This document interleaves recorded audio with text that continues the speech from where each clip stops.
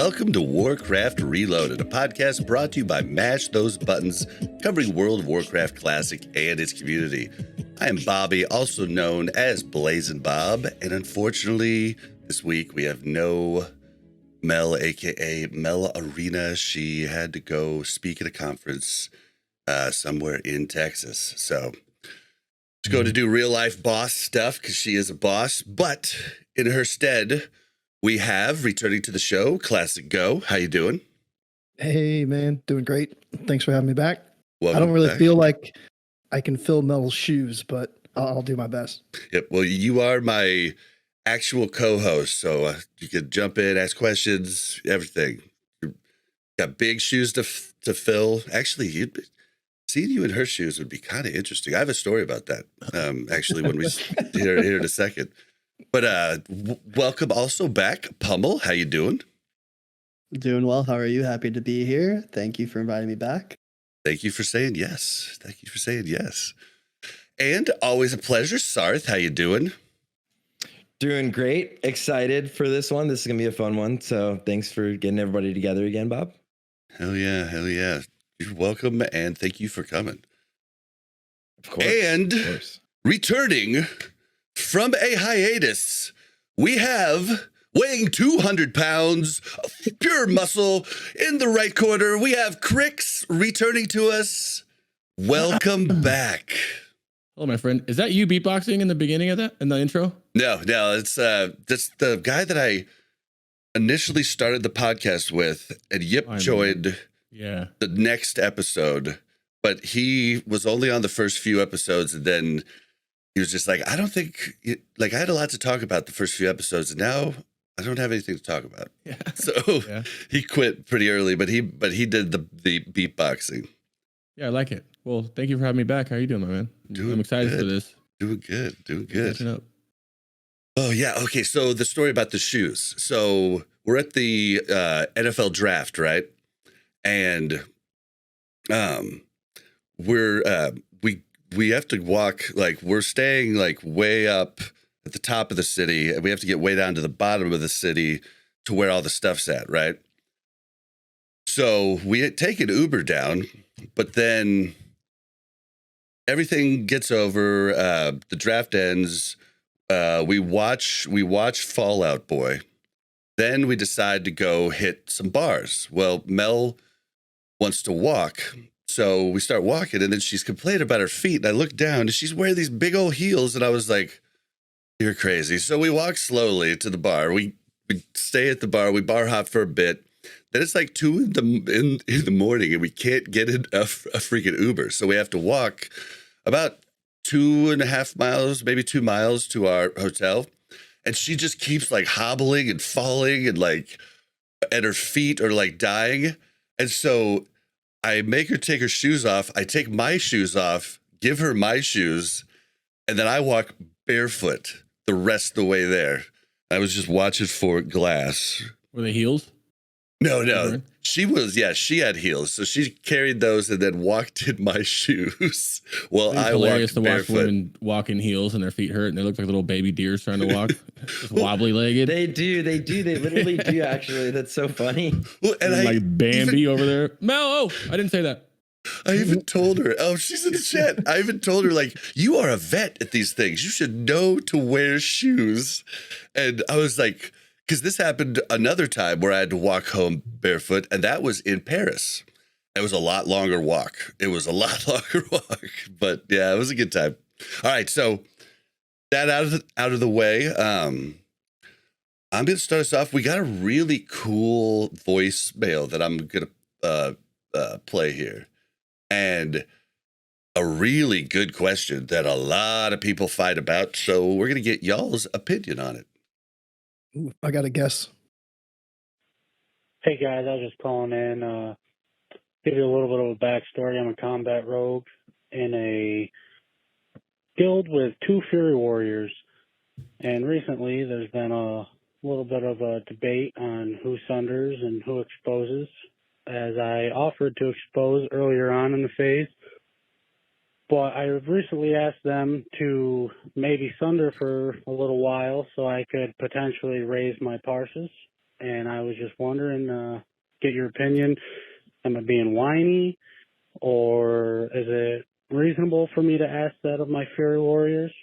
And my next question is, going into TOC and ICC, they're telling me that it will be expected of combat rogues to expose in Phase 3 and Phase 4, and I was just looking to get a little bit of opinion and advice on if I should just keep exposing because I have that to look forward to the rest of the expansion pack, or, you know, what am I supposed to do here? So, whatever advice you have, I appreciate it. And shout out to my boys on Earth, Reline, Neck. Oh, he got cut off during the shoutouts. That's so sad. Well, I got the perfect answer for this.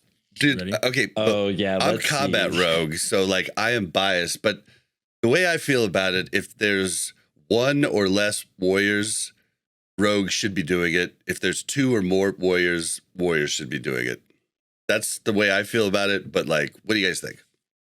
I was just gonna say that I play a warlock, so I don't know, and have Sarthe take it away. It's a huge debate though. I just want to say in the Fusion Discord, I think when I'm hanging out there every single day for almost an hour, we have this debate of Sunday versus EA. Yeah. And people are very passionate about one or the other. But I think the rule of thumb is if there's two warriors, they're sundering, and the rogue doesn't have to EA, in my opinion. But there's some fights where EA is just a better ability than Sunder. For example, XT Brain. Heart, Yogg Brain. Yep. And Sunder's a better ability than EA on XT in general, so you wouldn't just like EA and then EA the heart, but like during the transition of the heart going back up, like Sunder's just better because you can just already have the stacks up and go back into it. So warriors and rogues just parse monkeys. That's what they all just want to do damage, and I feel that. Look, I mean, I was the one putting Curse of Elements and all the trash mobs in BT, so the mages can do more AoE damage. So I understand that completely. And I like it sucks, and I do it. Like I have a warrior, I sunder on my warrior, I shattering throw, but I don't think that in this situation for this guy, I think he should have these two warriors sundering for him, especially if he's been doing it all this time, and they're like, "We're just gonna be expected of you to do this for us." Well, and then so like us Fury Warriors can parse. Well, like, and then like, you know, like you take turns, guys. Like you can like hold each other up, you know, like Alternate. 1 week on, 1 week off. Well, if I can allow my caster to show, don't rogues do like way more damage than warriors? Can't you just be like, hey, sorry, dude. And you're a You fucking can't warrior. say that. That's taboo. Yeah, whoa, you can't just claim those things, dude. I'm Didn't just you know? Haven't you seen Sims for the last phase? Rogues kind of, for some reason, on Like the ICC simulations phase? right now are falling off, and I'm not sure why. I don't agree with that. I don't either. agree with It's that. super weird. It's really weird. It's What super does weird, Simon and say? even no, he can also claim that is like weird. it's weird. It's weird that everyone's getting these really high numbers and he's getting really low numbers right now. So Weird. that's very speculation, but like that's just like a devil's advocate. I think the math comes down to if you have 3 Fury Warriors, you always sunder it. If you have is only it 3 1 or that the 2, math comes down I think to? the math the technical term, and this will be like, or the way that Fight Club will justify it, right? Is that if you have 3 warriors, mathematically it's more of a DPS gain for your raid, I guess, to sunder. And then if you have only 1 or 2, you expose. But that's like in the most min-maxy situation, which any min-maxy guild would never bring 3 Fury Warriors anyways yet, right? So it wouldn't matter when that becomes even a discussion in ICC and you are bringing the Fury Warriors, they're going to sunder anyways, ideally, right? If you're not bringing sundering, 3 you're warriors a ever, though? fucking such a griefer. Shout out to Tetsu, who loves to not sunder and never uses shattering throw, but he doesn't have to. But like shattering throw is another one that will like be like mathed in, and it's like for yourself technically in your normal rotation, it's a DPS loss or something like that. And it's like just yeah, so if you have only one warrior, it's still fine. Combat rogue expose, but Pummel said it perfectly. Like, there's so many fights where Sunder's stronger in some situations, and expose, like if it's a short burst phase, expose gets up instantly, right? It's 2 globals. It's literally your first globals get that 1 combo point, then you get expose, and it's just as powerful. It's so much stronger in those short burst phases versus like 5. See, combat's a little weird because I'm changing glyphs out like usually on a fight by fight, basis, like to like do what I need to do. Armor Pen does take up one of those glyphs because it's really bad for you if you don't have the glyph. Like, it's a pretty bad loss, but it's not horrible when you do have it. But it's funny because the raid that I main tank as a warrior, they love it. They don't have to have the debate at all. I just do it. Right? Yeah, I mean, well, technically it'd be faster to get expose up on bosses, right? Like we have a warrior main tank in like our world record runs. We have a warrior main tank, and we have combat expose on like a lot of situations, especially also like Mimron. There's like 3 parts of it. The combat can expose one of them. Warriors are sundering one of them. You're golden. Like, maybe like a little bit of teamwork. When I do Mim and I'm on expose, I expose bottom, expose top, then fan, expose bottom, expose top, fan. Oh, and I do keep up slice and dice too. But fan hits everything. Like, in a collar situation, they alternate like a week by week thing. I think if you're not a crazy min-max guild, I think that's really just the like fair thing to do.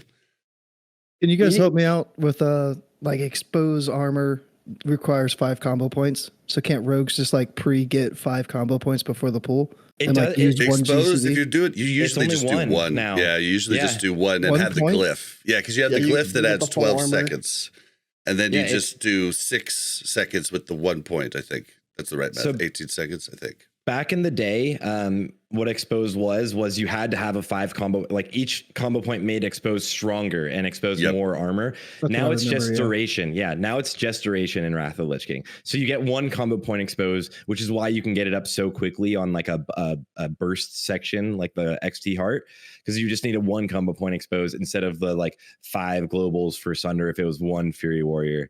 But like, I feel like it's funny because I'm playing a lot of Classic now, right? And I'm playing a lot of hardcore Classic, and everyone still has the weak wars that call out when Sunders are slow. And in Discord, everyone calls out like, why did I have to Sunder that mob 4 times, So like, what is the warrior brain to not use one of your abilities that increases your DPS, but the idea is always like, well, technically if someone does it for me, then I could use those globals in another way. But if no one's doing it for you, you're still going to increase your damage. Yeah. Well, I always first hit was always Sunder when I played in vanilla. Like, I haven't really DPS'd on the warrior much. I DPS'd GDKP's end of TBC on the warrior. And still it was, first global Sunder. I try to tell the warriors in my raid that I tank, I'm like, dude, I'm gonna keep doing it, but like, I do have to do other things before I start putting those up. So if you guys want to help yourselves out, just first global Sunder, like, and you'll help yourself out.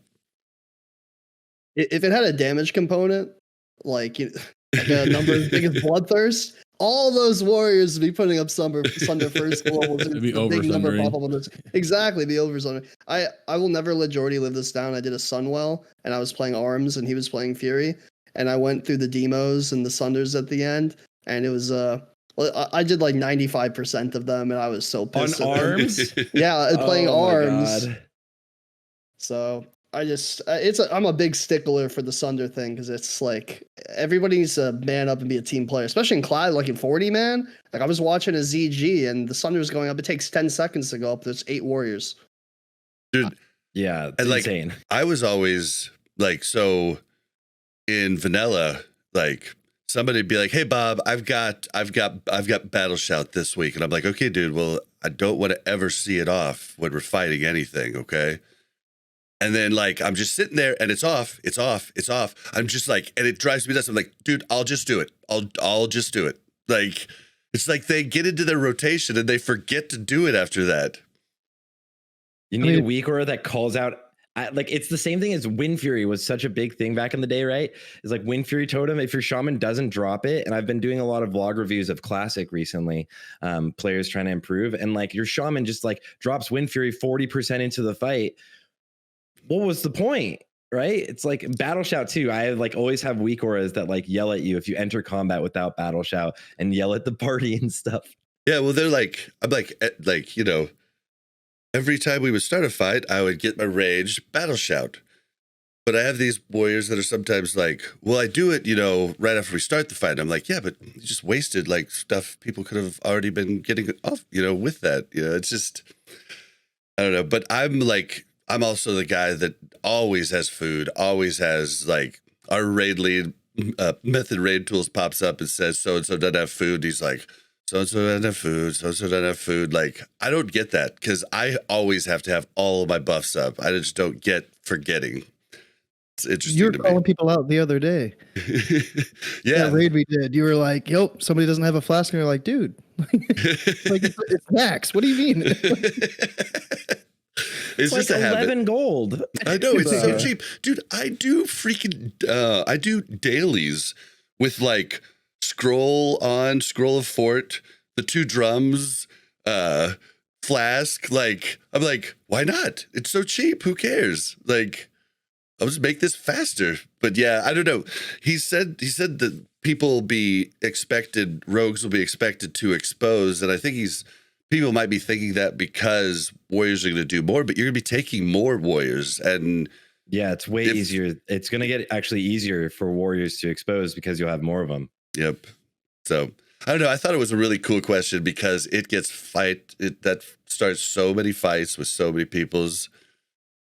But all right. Well, what have you guys been doing? Like, I don't know that we need to get into a ton, but I know a lot of people have tried out hardcore. I know Pummel, you thought about it the last time you were on the show, and then did you do it? I have 2 level 20s. I'm cranking. Ah, nice. I died at level 13 on my warrior in a little kobold cave. I was playing real cocky, went deep, got ganged up on by 4 of them, fell over dead, started again, and I gotta admit, it's kind of growing on me. It's fun. It can get addicting, and caves are so dangerous, not just because of respawns and stuff like that, but just morons who will just like run out of the dungeon and like just put like 5 mobs on you, and you're like, dude, party foul, what the hell, you know? Like, so caves are scary, and you know, just anything where, you know, towers are really scary too, because the mobs can hit you. The mobs can be in heaven. As long as they're on top of you in heaven, they can hit you. So you can drop all the way down that tower and they still hit you from the top. Caves are still the same way. If you jump off a ledge, like it's caves are scary. The other day I was in that I just hit 50 on my rogue last night on hardcore, and I was like 49 at the Pirates and Daenerys. I'm on those little boats, those 2 boats or whatever. Oh my god! I've done that many times, and my heart rate is going nuts. Yeah, everything's under control. I'm a sub rogue too, so I have all the CCs and double advantage and everything. And then I guess I went to go tab the guy right in front of me, and it tabbed under like on someone underneath the floor on the other side, like where the quest guy was, and it was the main dude. And then he ran all the way through the bottom of the boat and up the stairs and pulled like all 5, 6, 7 mobs up to me. Of course, I'm a rogue, so I just vanished that shit. But still, I was like, man, imagine, like, you can body pull them if you're not the right enough level. They're green to me, so it wasn't that crazy. But if you're body pulling, that's like, you know, that you can body pull it. I literally poked him with my dagger while I was stealth from like underneath the thing. I was like, oh, my, that's kind of scary. I guess there's no Y-axis in Classic too, right? So yeah, so it's crazy. That, yeah. I actually I very vividly remember those boats because on Road to Rag, when we were leveling hardcore on Season Mastery, Bobka pulled the entire boat, and it was like 11 or 13 mobs, and me and Hosey were on the other boat. So he like calls it out and he's like, I don't have vanish. So he's running away. And so then like we have 2 mobs on us. So we have to like bring them all together. And it was like this wild chain of like just CCing forever and kiting them around slowly. And we eventually killed them all. But it was like, he literally just grabbed everything. Oh That's man, dangerous. yeah. It's the favorite thing I would do when I streamed hardcore, and I got the idea from Grace for Days, is you hook up your smartwatch to an app, and you can put your heart rate on stream, so people can see when you are like scared. It's I freaking. that. I went and bought a whole heart rate monitor. I had this strapped to my chest. Wow. That's cool. I like watch this all that. time. Yeah, I literally got a whole thing that goes like right here across my chest. An app on my phone that then mirrors to my Hey man, computer. you take everything to the next level, Crix. That's just how you roll. That's production value right there. I'd like to never use my phone. I should You probably did get a say smartwatch. you just hit 50. You're getting to the point. 50, I think it's almost like 51. I think 51 or 52 is when I made my favorite hardcore rogue spec. I go down in sub to Hemo, and then down to Blade Fury in combat. And it was awesome. You open up with ambush, do that huge hit, then swap to a heavy slow main hand and just combat it, and it's pretty fun. Yeah. At that point, you might as well. I put when I'm sub, I went 2 points in Remorseless in the very first 2 points, and then I go down to sub to get prep, Hemo, then prep, and then I go down combat down to Red Post or whatever. Then I'll move to Blade Fury. But yeah, that's what I do. Yeah, whatever how you call it, repose. How do you actually say it? Repose. I thought it was Okay. I thought it was Raposse. Dude, I have no clue what it is. I have no clue. I keep thinking people are trolling me. I have no idea. But I always do that. You can't ambush everything. Like, it's nice because you can ambush humanoids mostly, right? And you take half their health. But I have like a ambush macro that uses my dagger, and then my next attack is a hemo macro that switches back to my main, whatever my main hand is. Same. And you have more bleed damage, cheap shot, cheaper growth. It's like really nice. It's really fun. Yeah. Although I was And just Searing Gorge last night, which is like a dead time because there are elementals everywhere, and I can't bleed half of them. I can't gouge half of them. yeah, because I can't. that was the way it was back then. Yeah. It's rough. It's a little rough, but I got out of it barely. Had a couple close calls, but You doing professions too? yeah, I'm full orb alch. Like they're at 300 already, and I'm not even. I can't do anything. There's so many That's the best. people. But I think it's playing all you can do hardcore. as a rogue. Like you don't need. I don't think you need. The biggest tie to engineering besides bombs are training dummies, and if you are a sub rogue, which means you have double vanishes, double sprints, double evasions, and everything, and you still needed a training dummy, you were just in a bad situation. Like you didn't need to be there. Like something like that's why I say for like gouges, like people who don't take hit talents or suppression as a warlock. In hardcore, if you're sitting there and you died because your fear got resisted or you died because your gouge got resisted, you were already in a shitty situation. You shouldn't have been there. Yep. Like you're supposed to play way safer than that. You know what I mean? Well, and this if is my you first rogue pretty much, so I like to play really, really safe. I'm not Sarthe, Yeah, you kind of if you want to do engineering, you kind of have to do mining. And then if you're a rogue and you don't take herbalism, you can't blind. Can't get, and you get the fade double leaf. up where you and thistle tea, right? No, Yep. that's cooking. I'm tripping. Wait, is that cooking? It's cooking and It's herbalism? cooking, but you have to herbalism the swift thistle. Yeah. I only use like 2 of those. Like you kind of forget about having them. I remember when I'm in like good. Yeah, I remember when I'm in like oh shit situations. I'm like, oh well, let me use this. But like just when I'm like cruising and just poking and doing quests, I don't really need it. It's kind of like a backup button. And I play like I don't have prep too. And alchemy is really good too, but both like professions take a long time, but they make it a lot safer for you. Yeah. Like I did Alchemy, professions on the first you few. get strength and agi pots both, which are good for you. But you get those troll potions, those HP 5, which that's like my favorite thing. Yep, and you get if you're lucky, you get swift potions, so you have double sprint, or If you triple get sprint. lip, Yeah, I want to farm that, but you can't. I was That's just the looking that up the craziest. other day. I was like, No, how do it's you farm random these? drop. It's a Yeah, random that's drop. what they were saying. I know. I was like, I was looking up for Googling how to farm them, and then the Wildhead comments were like, you kind of can't. You just gotta. There is a potion that I want to go farm up there by the like in Fellwood. Those like satyrs. What is it? I think it's an agility one. The next agility one. Oh, Mongoose? I think it is. I'm not sure. They said you can farm it up there by those Jade Fire Mongoose. satires. There's 51.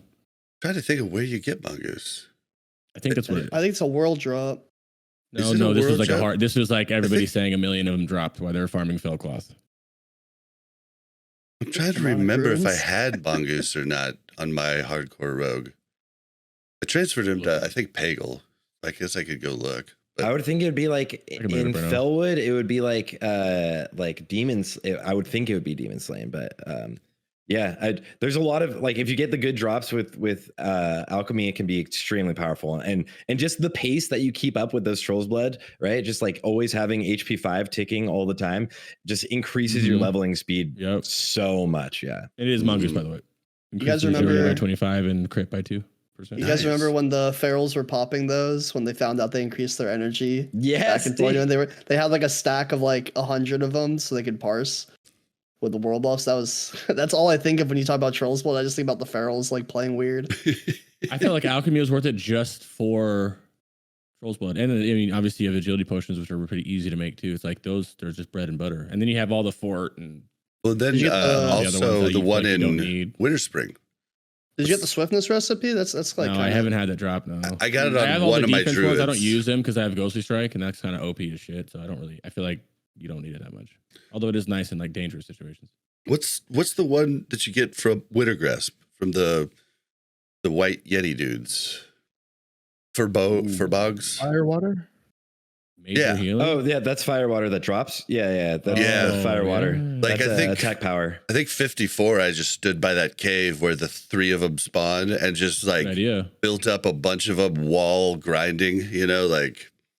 It was a great little place to grind. It gives you dropping, but I'm always a caster, so gives you attack power, makes you a little bit bigger, and makes you bigger, which technically is a DPS increase because it's in classic. Hitbox? It increased your hitbox. Yep, ever so slightly. Okay, that's smart. Yeah, I'm about to be there, so I'll probably look at that too. I remember getting them all the time on my reward locks, but I was just, obviously straight to the auction house with those. Yeah, didn't need those. Yeah, it's really fun. This is the highest level melee I've ever had in my life. I guess I had a 70 warrior, but I boosted him, so I didn't really do the leveling thing. So this is the first time I've played a rogue. It's very dangerous because I'm like kind of like zoning out. Like you could be fighting a mob that you feel like you're in control of, and also they'll like fire nova or do some like weird AOE burst that just takes half my health, and I'm not aware. I'm scared to raid at 60 in hardcore. I'm going to on the rogue, but I never have before, and I make the joke I'm gonna go watch Sarthe old videos. I say it all the time on stream because like I don't know. I know what all the bosses do from a caster perspective, but I don't know anything about from a rogue or from a melee perspective, and it's going to be terrifying, and I know it. Yeah, unironically, and not a plug, but you really should. I go over every mechanic you need to know as a rogue and how to actually deal with. I say it all the time. You can get out we're watching it on stream and everything. Yeah. Well, and a lot of people, and it's cringe because everybody makes fun of me for it, but I'm definitely probably going to stay sub. I like sub. It's like it fits that rogue class fantasy. Like to me, combat. I know combat rogues. Obviously, I know it's based before everybody flames me, but I just like I don't know, moving a little bit faster and stealth. Having one hemo in raid isn't a bad thing. You got 40 people. Like what? So you're gonna raid. Does that go to everybody? The physical damage? That's not just and you have a ton of in vanilla. You have a ton of each time you hemo like. It's like 40 stacks or something like that. And then every time anybody hits them, it eats a like any white hit, and I think yellow hits too, eat a stack of hemo and add that weapon damage. Whereas in Wrath now it's not like that. I'm a big bitch. And sub is just safe. It's so safe. And then like I imagine it like when a boss mechanic's coming, I can ghostly strike and get the 50% dodge whenever I want it. Well, everybody that's how it works. Everybody seems to think that rogue is like easy sauce in hardcore, and I'm like, dude, try it. Oh, it is. Dude, try it. No. It is very, if very. If you log out anytime you use Vanish, or like you do have the you don't have to use thing, Vanish which that is much. huge. Like you don't have to use it that much. If you're I won't go into a pool and be like, I'm expecting to vanish. I only use Vanish when I need it. So I'm just playing the game normally, and just if a dangerous situation comes, I'll assess the situation and be like, I'm just gonna get out of this real quick and vanish. But I remember it's super you easy. came This in is my first time playing a melee, and I'm alive. Way back when we first met, you came into my stream once, and you'd only been on the show like just a couple weeks prior the first time, and I was doing the hardcore rogue, and I was in that cave, deep in that cave. I forget what it was, but I was like, I don't know. I forget what cave it was, but I was super deep, and it was scary. And I had to vanish, and then I screwed up and had to prep re-vanish, and you're like, bro, log out, just log out for 5 minutes, log out now. I was like, all right, good, yeah, okay, good idea. Yeah. I'm lying if I told you I didn't do that as well. Now, like yesterday, I was in that Searing Gorge. You know that hole you can drop down really far? I didn't drop down it, but you know what I'm talking about, that pit. And I was inside, and there's those 3 elites that you have to do something with to get that scroll or whatever behind them.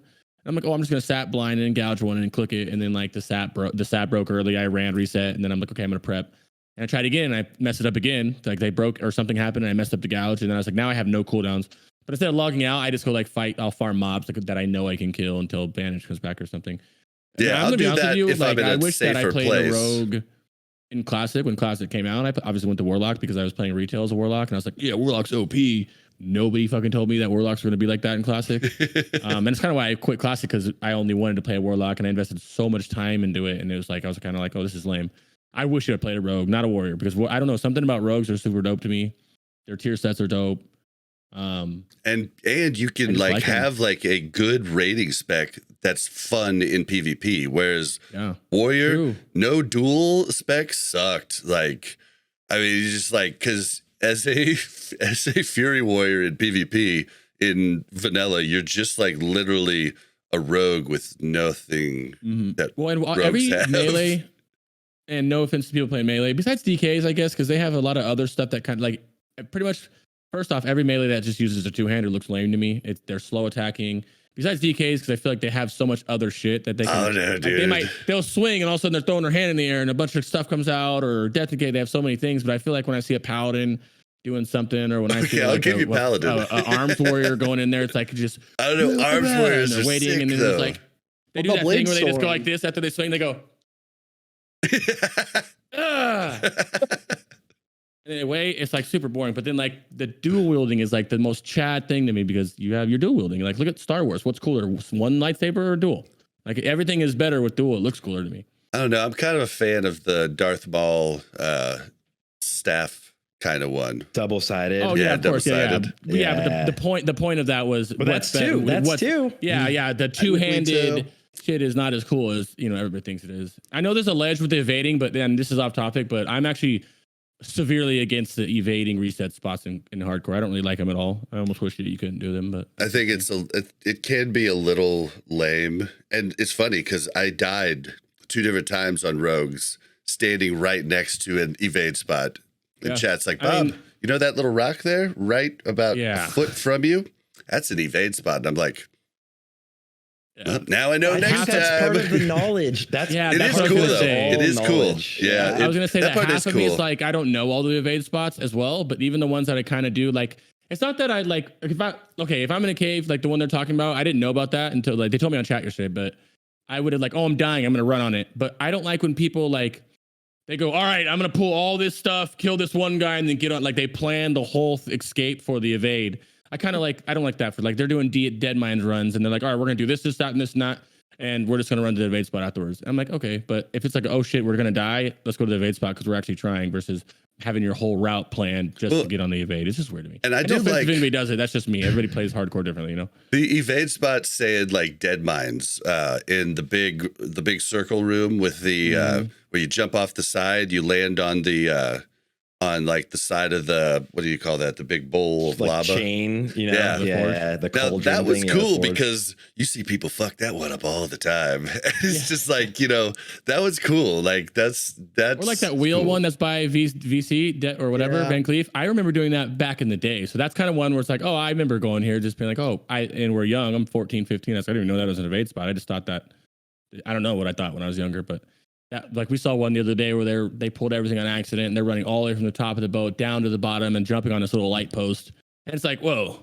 First off, I want to know, maybe I'm just mad or tilted, because how do you find these spots? Do people just spend hours going and just jump on these? Hey, look at that little rock right there. Let's find out if they can do, you know what I mean? But I also can tell you that what they do. 100% what they do. Yeah, I can tell you that I'm also a bitch, because what was in TBC on Gruul's Lair when the World casters could stand on that rock, I swear to God, I was on that rock every time. So I'll admit that I am a hoe for that too. So I did go to that rock every single time. I'm fighting for that rock. Oh yeah, you want the rock? You better beat me to it.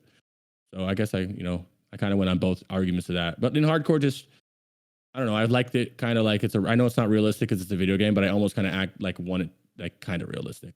I mean, for some reason, if I was this mage shooting frost bolts out of my hands in real life, I don't like the evading thing, Well, and there's just, I mean, you talked about the knowledge in hardcore. That's one of the coolest parts. I mean, I remember first starting out, like, and God, streaming hardcore. I don't care if you're small. Like I started streaming just in hardcore and to like five people, but those 5 people, they were Chads, and they helped me out. Dog. I remember one time, I'm like, I have this green weapon that was a drop, but it was many levels lower than me. And dude in chat's like, you could just go buy a white sword from the vendor right there in Stormwind, and it's way better than what you have. And I was like, no way, I've never bought a sword from a vendor. What are you talking about? You mean green? They're like, no. I was like, you mean the greens that spawn on them every once in a while, right? No, just the white sword. I went and looked. I was like, oh, dude. What? Good, especially low at the rogue levels, like those little vendor swords that you carry. And wands with a dagger for it's pretty cool. That was one of the reasons I was kind of dissuaded from doing it, because I just imagine myself like I'm kicking ass. I'm like 39. I'm running through Feralus. I run into some ogre. Oh, this ogre silences you. Oh, this ogre also knocks you back. Oh, wow, I died. And I was like, I don't have the immaculate, like very detailed knowledge of every single mob in every single zone, but there's so many people that are willing to help you that it kind of makes it a lot easier than you think. Mm-hmm. That's like that Terramis fucking dragon that I didn't know started. I know about it because people fight him all the time. I know of the dragon, but I didn't know that it was originated in Black. I didn't play a lot of Classic. I started. Wait, did you try to attack Terramis? No. I knew what it was, but like I'm just last night just killing mobs, and I go like turn around and I see a dragon and I see it, but it's like far out in the distance. And I turn back around and everyone's like, hey, that's Terramis. I was like, oh, well, I'm gonna make sure to avoid that. It's like, or like my highest hardcore death was a 57 Warlock and I died to some fucking elite that I didn't know about. But like all of you guys knew about that, right? I didn't even know that existed. Well, Crix, yeah, do you it's remember? Annoying it's not there now. I felt so bad because I had just finished Warcraft Reloaded, raided you, and you died 60 seconds later, and I was like, and I still get flamed for it because like you looked away from the computer, but I looked away because I've leveled there 1,000,000 times, and in my head I'm like, there's nothing here dangerous besides one water elemental, and then it pulled, but whatever. Now I know. Well, the thing is, that's what's irritating because now I know, but now it's never going to be there again. Every zone past like level 48-ish has a mob that patrols somewhere in the zone that will kill you. Like it's like a thing. Like every zone has something that will kill you if you don't know what it is and like look out for it. Unit scan now, the hardcore community is like literally built into unit scan. If you import that, it will tell you like what that mob is and if it's getting near you, which is like it makes it a lot very easier helpful. and safer. Tells you what it drops too. I kind of like having my head on a swivel though. Yeah, exactly. That's make sure your bit rate's high because I'm over here turning my camera everywhere, right? And also what Pummel said, to piggyback off that, I just learned about this. There's an add-on called Classic Beastery or however you say it. And it goes in the tooltip. So when you hover your mouse over it, it'll tell you that this caster, mob, Frost Novas, fireballs, and puts a fire ward on itself. But if you hold down control, it'll tell you in detail what each one does. And it only has like 7K downloads. So not a lot of people are using it. But that is really helpful too because it just kind of tells you a little bit. And I'm at the point where I don't know. I'm in Ungoro Crater and I didn't know that you had to do a quest where you walk over the eggs and it spawns the mate and you got to kill it. I was fighting like just clearing the area before I did it, and I didn't know this thing like puts a bleed on you and then he like stuns you or something. So I almost died. I'm a dwarf, so luckily I could stone form it. It literally saved me. But I was like, bleeds on me. He's kind of shredded me a little bit. And I'm like, wait, I'm panicking right now. I was like, okay, I'm gonna die. So I had to like stone form, gouged, and bandaged. But if I wasn't a dwarf, I think I would have been like really burnt out on it. And then that's when they're like, hey, get this add-on. And then now it's just game changing. That's the one where you have to do the 3 mamas or whatever. Yeah, 2. Yeah, you chopped them an egg. Yeah, you can run away from them. Yeah, I didn't know that. Yeah, but that's like hardcore is so much knowledge, and like so many people have leveled in every one of these zones, and like it's all because like someone has died to this mechanic, right? Like someone has died to the scariest thing is like imagine if we get official hardcore realms and like people don't know about the Lincoln quest and actually die to the Vadir elixir, right? It's a literal quest that if you use the ability or use the item it gives you, it kills you instantly. That's like part of the quest. Rested and XP. People die to it. If I didn't have rested XP, I probably would have died to it because I don't read quest text. I probably would have just drank it because I never did that quest ever. And rested XP is like, discount code reloaded to checkout to save 5%. But it would save me so much. And that was one of the huge ones. And I remember Mel and I having that in our bags because it looks like something else. I was like, I don't even like having this in my bag, but I want to go get done with this before I destroy it. Then you're like, yeah, there's just so much cool stuff. And shout out to Winky in the chat. Winky's great to talk to about it because he's done F's in chat forever, and he's watched just probably thousands of death clips, at this point, and he can tell you all these crazy things. And it's like, damn, okay, I didn't know that either. Oh man! All right, well, we better move on though. We better move on to. We always end up just talking about hardcore because it's just a hot thing right now. It really is. And then there's people doing it who like hate it on like that's how my stream started was hardcore. Yep, same. And it's people hated on it. Now they're doing it. Now everyone's doing it. Yeah, I got affiliate way before that, but that was through Overwatch, the first one. So I didn't actually love Overwatch. Let's go. Yeah, me too. I just every night. I was never comfortable streaming all of the time until hardcore because it forced me to get comfortable with it because I wanted a record of me doing it. Even though you didn't have to. As well, right? It's the community. Whereas, like using Overwatch as an example, you can start playing Overwatch. It's like okay, whatever. But you start playing hardcore, and people just come in there just to like you said, help out, watch out. Yep. There were 15,000 watch you die. If people. Even the people who want you to die, they're having a good time, like laughing around about it. 15,000 people watch Zaryu do that egg quest in Hinterlands. Including me. I was fucking editing a video and I stopped editing a YouTube video to watch this. I was like, no fucking way is he doing this.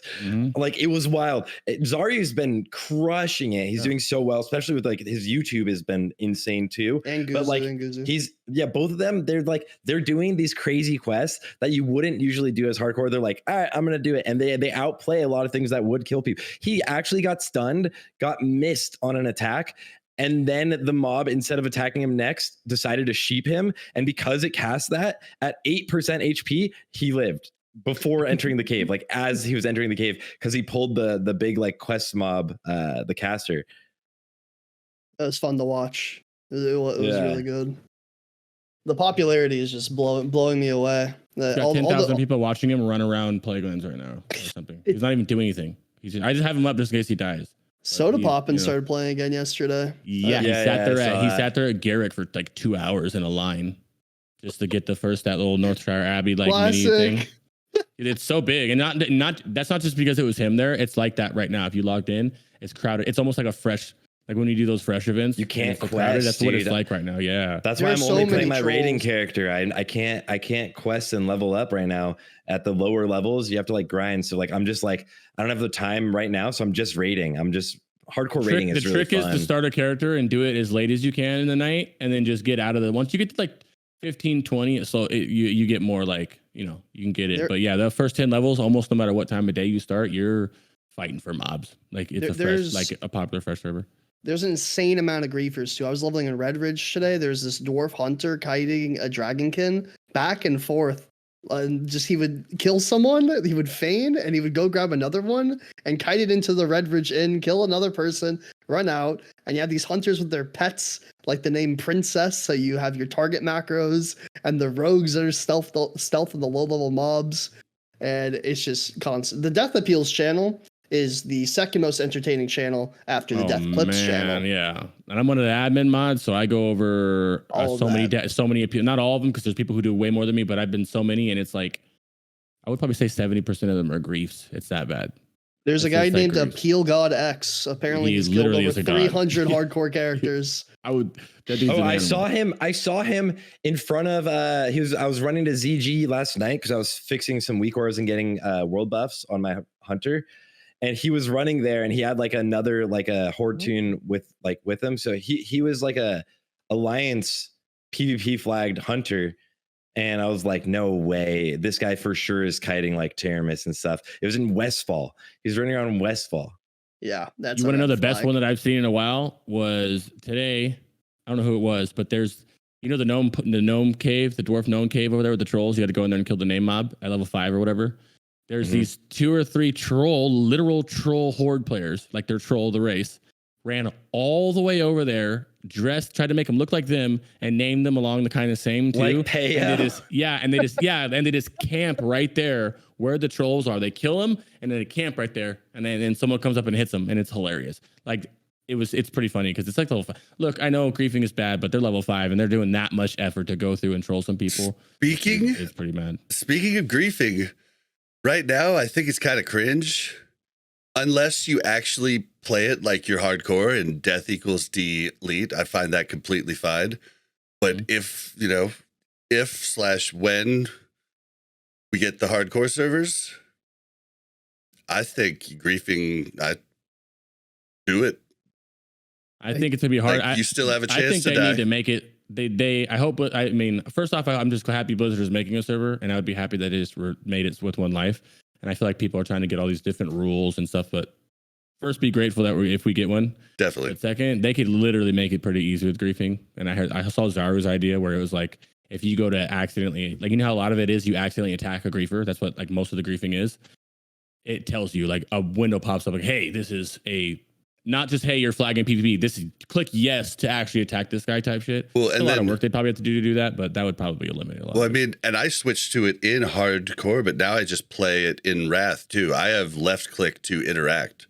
I don't. I would be lying to you if I told you that I don't feel like taking my rogue once it gets to 60 and griefing people. I'm not going to, but there's a little bit of my 15-year-old toxic me that comes out where it's like, well, you know what I mean?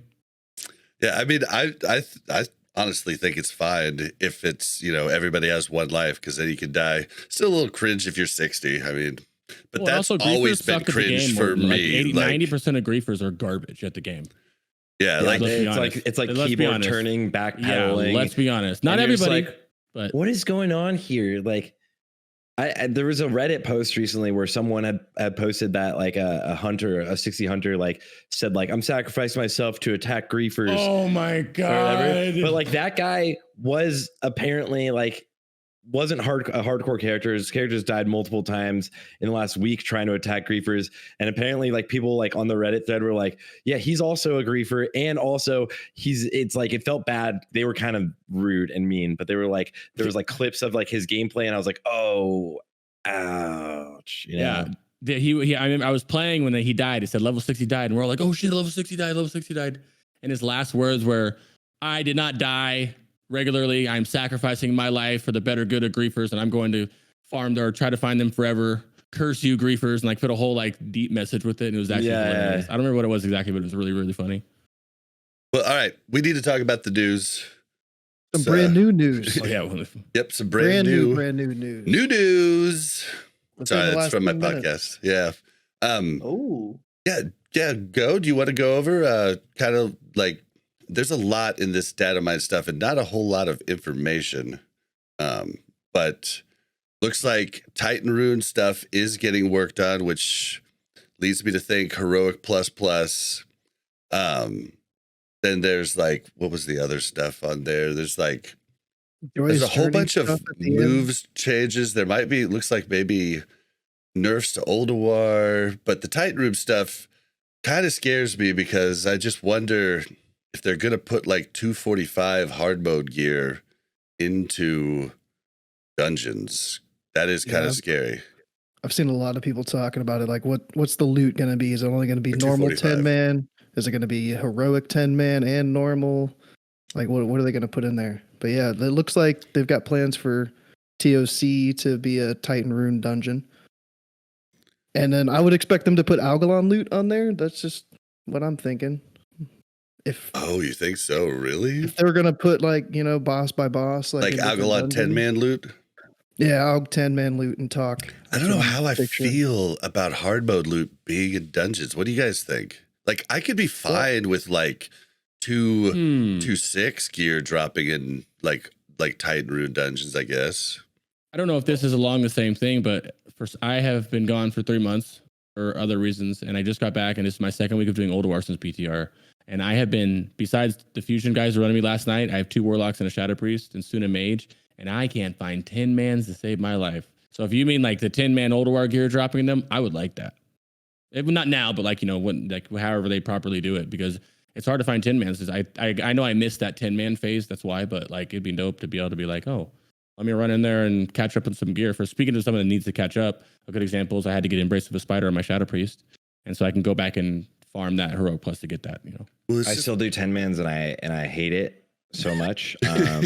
So I'm gonna be honest. Every week I'm like, why do I do this? Why am I still here on 5 different characters, all for 2 pieces of gear? Well, but on certain characters, like on my rogue, 10 pieces of Old War 10 hard mode is BIS, like over anything in 25 man. So like it is the change to the eye level of the gear really made 10 man's weird. But like back in the first heroic plus, right, we got the higher eye level items dropped off the last bosses, which is what I kind of anticipate will happen. Maybe like some hard mode loot will drop off of like last bosses in dungeons, including I think Trial of the Champion will be like just like all hard mode loot because that's a harder dungeon and it already drops better loot. So we'll see. I'm excited about it. I don't want to go back into 10 man. It's interesting to know if like they're going to do Valnir fragments. And also they just literally just posted, like Go was saying, there's like a time traveling thing coming in. Yep. Specifically, they found it. So the times travel thing looks like you're going to be able to time travel back to do the level 60 version of Onyxia. So does that mean if they're putting that in, does that mean they're going to put a time travel to go back and do level 60 next? Ooh, I'd do that. I'd like to. Actually, maybe, yeah. Because like if they're doing that, like I just thought that was interesting. Yeah, and then the Holy Hand Grenade, like I love the reference. Yeah, and it's been a reference in the game, but like it's an actual item now. I don't know. I was trying to go through this while you guys were finishing up the hardcore talk, but looks like there's a lot coming. Yo, what if we get a Mims head from 10 man Oldor? What do you guys think about that? No, that'd be awful. I don't care. Especially from the box that drops for healers and tanks. 10 man zero light's a joke. I would not like that, but I mean it's gonna be inevitable where they're gonna put the 25 man loot in the 10 man and the 10 man and the 5 man because that's the precedent that was already set, right? Regardless, they're also gonna inevitably nerf the content. We know it's coming. We don't know what capacity, but it's coming because people are complaining, and a lot of people haven't killed Algalon still. So I think it's still over 50% of guilds haven't. Yeah. It's crazy. Yeah, buddy of mine just got 10 man Algalon down for the first time this week. Still hasn't got it on 25. Like hardly any hard modes on 25, and first Alg 10 this week. Yeah, I mean, I think I'm behind you guys, but I think you and me are about the same. I've killed Algalon like I think 8 times or something now, but everybody 25? else is on like 16. Yeah, I think so. I think we've got like 4. Here, I can actually look, so I'm not just talking out of my ass. Yeah, we're a bit behind in 25. Like we've got all the hard modes, like around the same week though. We killed Algalon 10, and then we one shot. Well, no, it was like 2 or 3 pulls, but we basically one shot Algalon 25. We were like, that was so much easier. Like, yeah, we've got 6 of them. We just had our first one night Old War clear this week. It's like we're just getting to that point. The last 2 weeks, we've been doing everything except for Yogg 0, and we've done it in 2.5 hours the last 2 weeks, which has just been wonderful. I've done it 7 times, so maybe we killed him 1 week earlier than you. Oh, we did the thing where we like killed him, didn't kill him, killed him, didn't kill him, and then we've killed him the last like 3 weeks in a row. We came close. The second week we took it down to like 10 minutes, but then every week after that we've been pretty good. Yeah. But yeah, everybody else here, I mean, except for Crix, but like Sarthe and Pummel have as many Algalon kills as they have Yogg kills, right? No. No, really. I do. I got 2. Crix, I think Pummel didn't your like week 1 raid? I think Pummel missed Hodier week 1. Oh yeah, I remember seeing that by like a few seconds. Yeah. My bad. Sorry to bring that up. His face. His face. He's like, no. It's just I like one of the other guilds who got on the show. We killed it in 204, and it didn't count because he didn't catch the flash freeze and he broke the chest. And then one of the other guilds in the server killed it in 205, but he flash freeze and it didn't break the chest, so it counted as hard mode. So it you know what? Sometimes it sucks to suck, and we sucked hard that day. So that's just how it is. It happens, you know. It happens. Yep. It gets brought up so much. Like I'll be talking to someone, and then I'll like jab them like a little bit, you know, a little friendly poke. It's like, you didn't spend all that PTR time, and you couldn't kill Hodir. Every single time. You guys did a lot of PTR, which was pretty sick. It was really fun to watch. It was so fun to watch. So well, they did we did Hodir like a dozen times, and we got it every single time.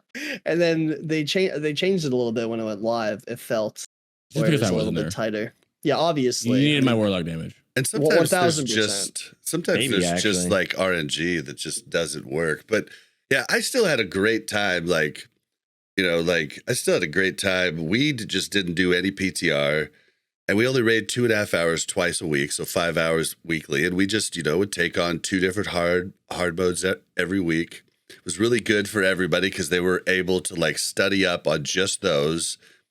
And it worked out great for us. And we had something new to do every week. Like this has been my favorite dungeon so far, my favorite raid so far to just work through, you know, like, yeah, of course we had the info from everybody else, you know, thank you for, you know, all of you, but it was still just fun to like actually work through it. So I'm hoping people are still having fun, even though they haven't gotten done with all of it. Like, I hope they're still proud of what they have done with the friends that they've chosen to do it with. I'm worried about the atrophy or the apathy that'll settle in once TOGC comes out. Because I don't think it'll present a challenge, and people will get bored of it extremely quickly. Pushing the timeline. There's 5 bosses. There's 5. That's it. And it's gonna push the timeline for ICC, and they might do something drastic that they were thinking about that they didn't have time to test. And before we know it, we'll only have TOGC for like 2 months, and boom. But in those 2 months, I just have a feeling a lot of people are gonna be very miserable, because I know people that are super miserable right now, just running old or because the PvP scene. Everybody I've talked to isn't really enjoying the PvP scene right now. It's like very few. Like you can even look at the people like the cutoff for Glad. It's like 2.6K or something in 2s, which is crazy. It was like 2.2K before, and it's just game's in an interesting place. This TOGC patch and PTR is going to determine a lot of things. It'll be the fulcrum. And I mean, if you've like been killing it in Old War 25, got a ton of 252 gear, moving up to 258 isn't all that like, you know, exciting. You know what I mean? Like it's just like. Okay. I mean, the capes are pretty cool, right? That's choice. I mean, yeah, the trinket's insane. Trinket's insane. Cloaks are insane. Like, what else? I'm as a combat rogue specifically. I've hated fist dagger. I'm excited to go back to like, it's not gonna be swords, but it basically is because swords and axes are the same. So I'm excited to go back to like sword spec. Does Fusion have a punishment for somebody that causes you guys to not get the 50 attempts cloak? Oh God! Is it a loot ban? Like Chicken what dance. is it? 5,000 gold. It should be like Truffle I shuffle. don't know. Noobs does that in their speed runs. If you mess up anything, it's 5,000 gold. I think Baron would just be pissed, and we just like analyze it and figure it out and go next. Yeah, it feels bad to piss Baron off. God damn it! It just feels bad. Trust me. Yeah, I don't. I mean, that's something. I'm going to bring that up next time, because I think that's a good idea, because I don't think there's any one-shot mechanics that I'm aware of off the top of my head. So there's not going to be any like void zone, like KT type shenanigans, or standing in a laser barrage. So that's good for the community, I guess. And it's not people dying, right? It's a full wipe, right? Yeah. You can get like an achievement for being undying, but your attempts, the 50 attempts is full wipe, right? So Scotty J was like, so yeah, going in to 25-man week 1. I think we're taking 8 feral druids. That's it. I forget exactly what he said because he made while he was on the show, he made the raid group, made sure he had all of the buffs, and he was like, okay, I think I could fit eight feral druids in, because like B-res, dude, like saves wipes, and now they're better than combat rogues as of last week. At least 3 boomies. Ferals can't sunder though. Just stack warlocks. Yeah, but they're just going to take one combat rogue. I mean, warlocks do have soul stones, so that's pretty fair. For progression, having battle res is really nice. I think the fastest clears are going to have a solid pump on. It's going to be warlocks, death knights that are going to be like the stacked classes. It's just going to be warlocks and DKs. Maybe mage, but I think it's going to be like 2 mages in the people that push it fast.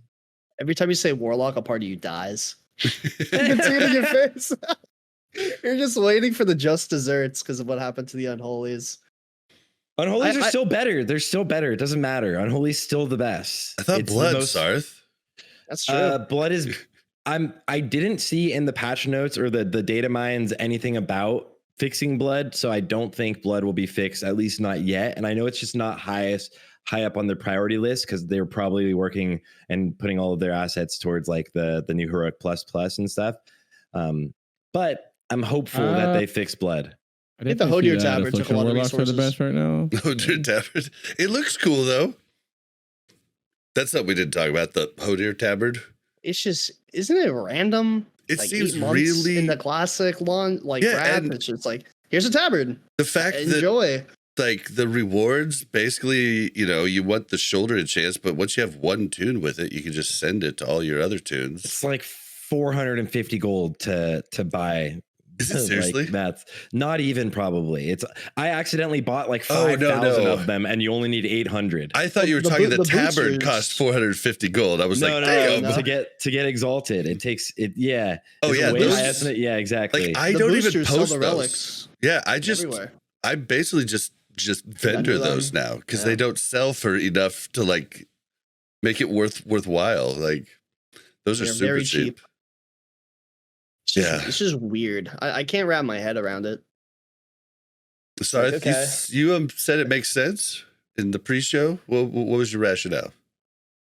Oh, so the Hodir thing is I think it makes sense in the sense of like they just want like everything to be inclusive for people to have catch-up mechanics, which is going to be like an intriguing one, like Pummel says, because next phase is going to be the phase that the atrophy in the game is going to be at the height of it. People are going to quit so quickly after they clear Trial of the Grand Crusader once. It's not the most interesting of all of the raids, but that's why I think we're all hopeful to hear like other things. Hardcore is really popping off right now, but I think what they're doing, especially with this and the new Heroic Plus, right, is always going to be catch-up mechanics. If someone wants to get into the game, there's been class changes, feral druids looking like giga chads. So if you want to run that because you accidentally played a warlock, then just re-roll and you'll be able to get your gear. Yeah, I mean, it looks cool. I will say it looks cool. Like it looks really cool. Oh, and we didn't explain it for anybody at home that doesn't understand.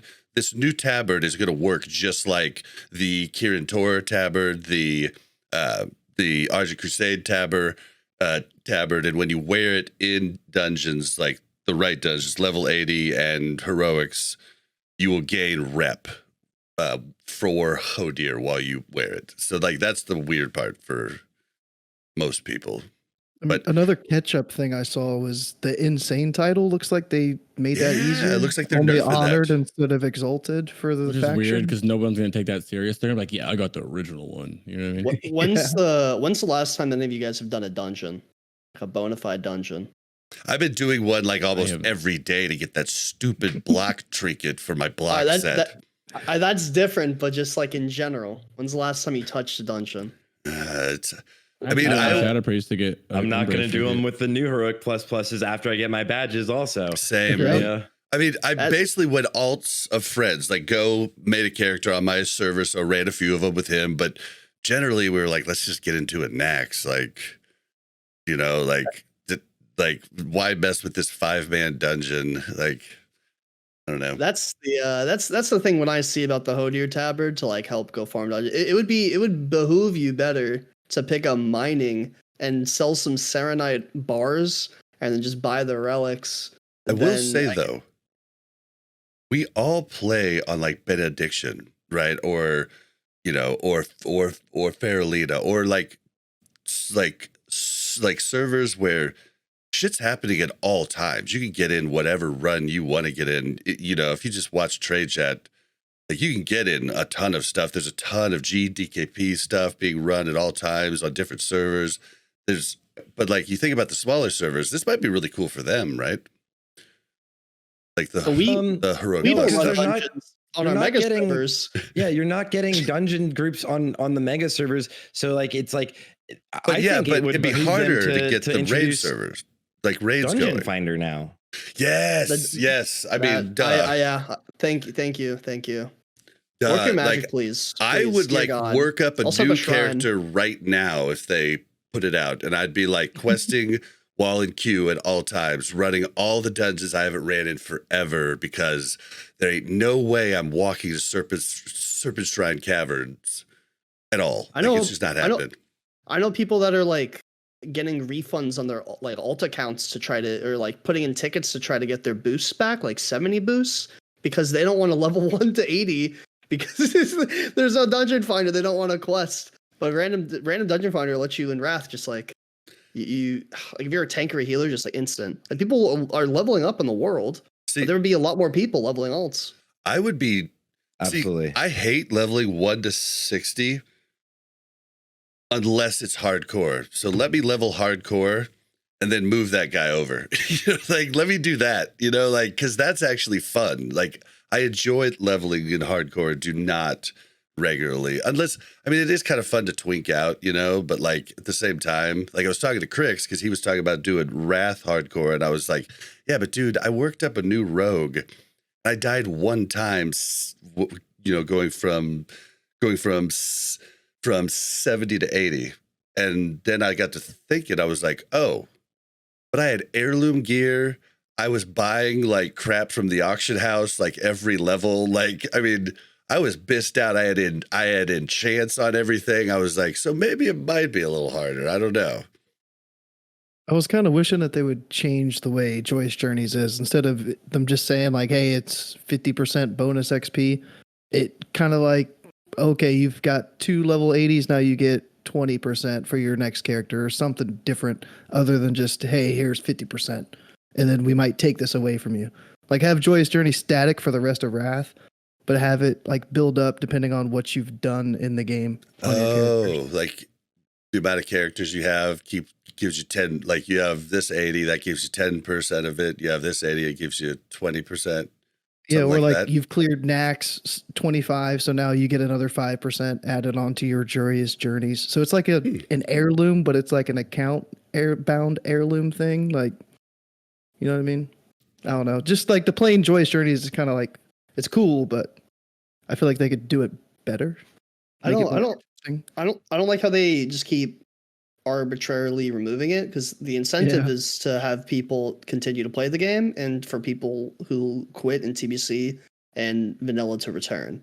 So like dangling it and then pulling it away like right when we get to it is just weird to me, I guess, because I know, I'll say it again, I know a lot of people that want to level alts, but they just, when you get to like the 6th or 7th alt, you're like, okay, well, here I go again. And it's just not. Oh shit! Good. Here we go again. Yep, exactly.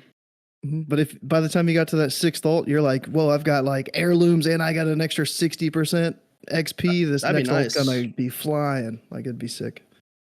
It is fun to fly. Like, it is fun to level fast. I'm not gonna lie. Yeah. Like, I don't know what it is, but some people like the whole leveling slow, especially in hardcore and stuff. But I don't know.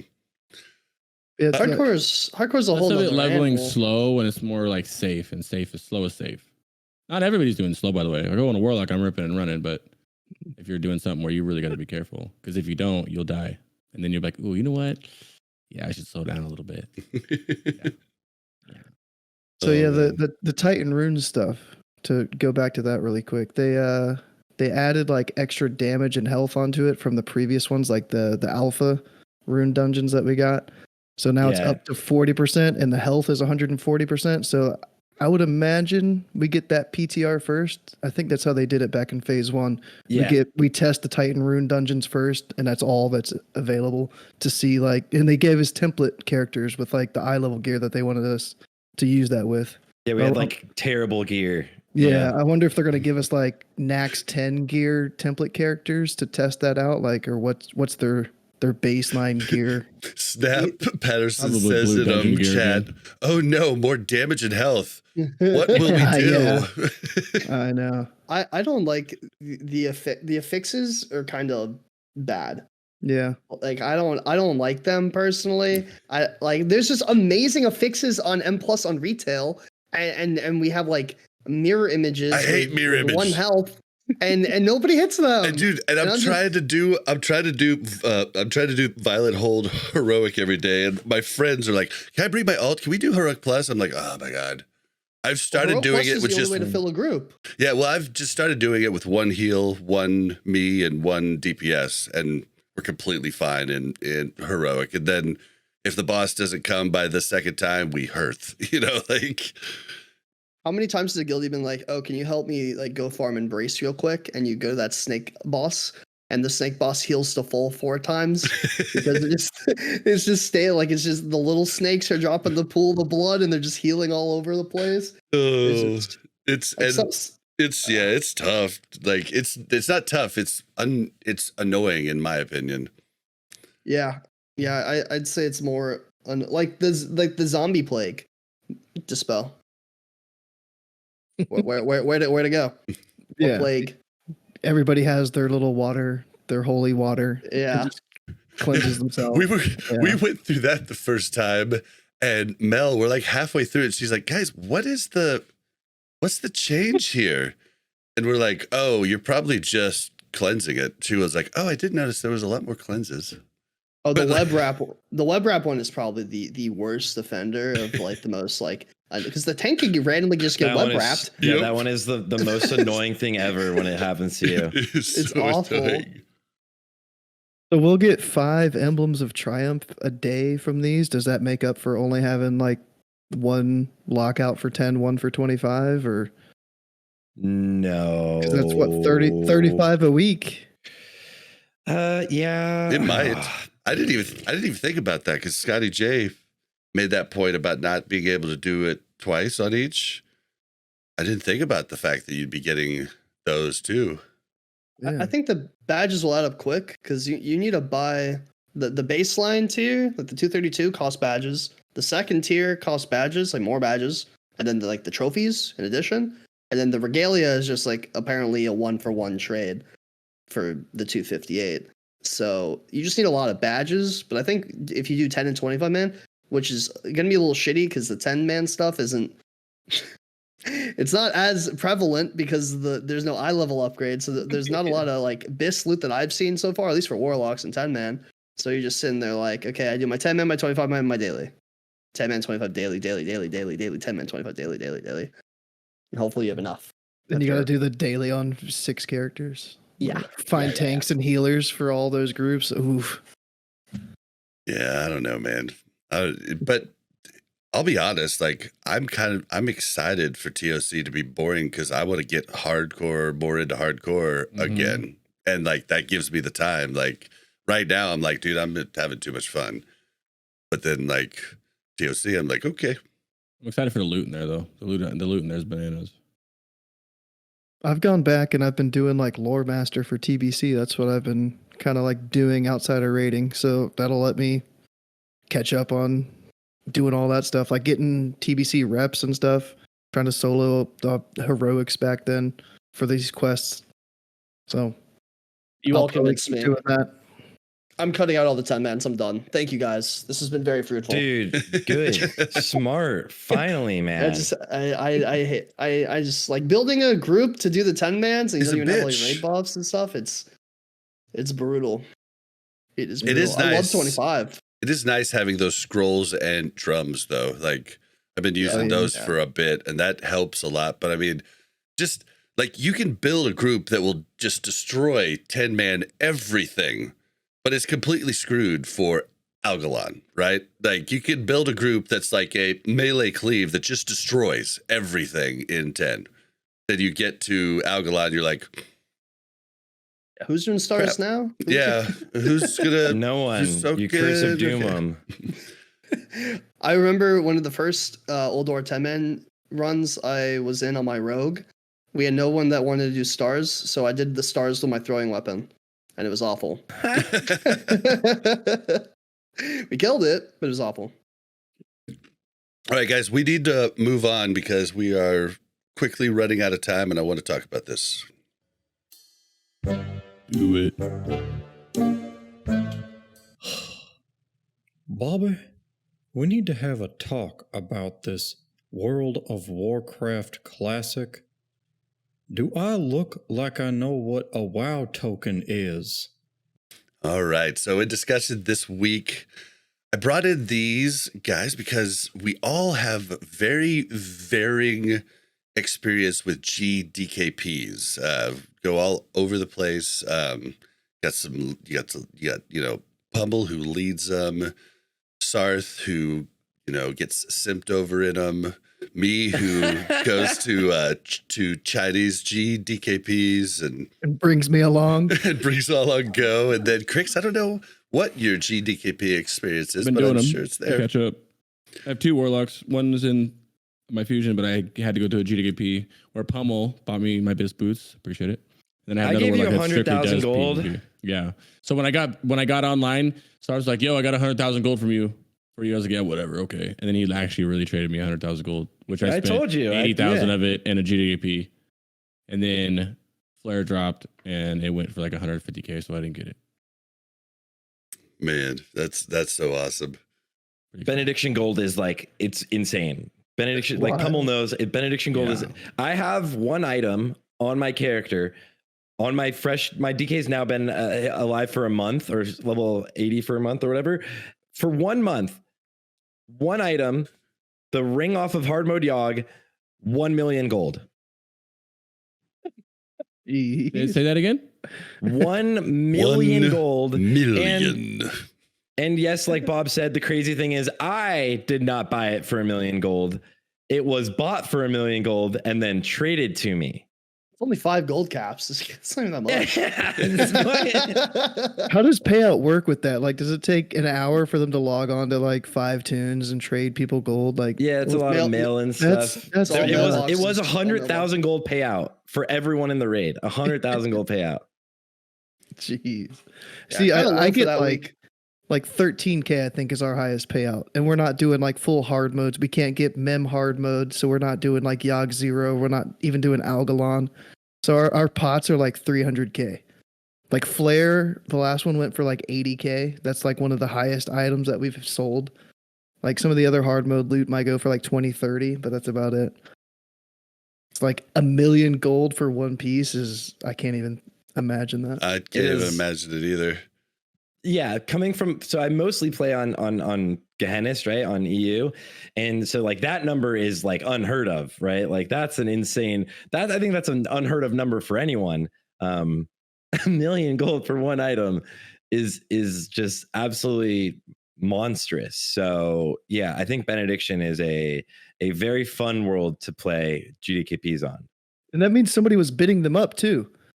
So like, it's not just like there's one guy that has 1 million gold. No, there's more than one person in the raid that's just like, yeah, man, I got 2 million gold with me this week. It went up to like 380,000 before. It was like a PvPer, because PvPers always have insane amounts of gold. Like guys that are chasing rank 1, because they just sell boosts and it makes crazy amounts, or they do other things. But they always. Every PvP I know, like I run with a lot of like rank 1s on the Gehennis raids, and like they always have stupid amounts of gold.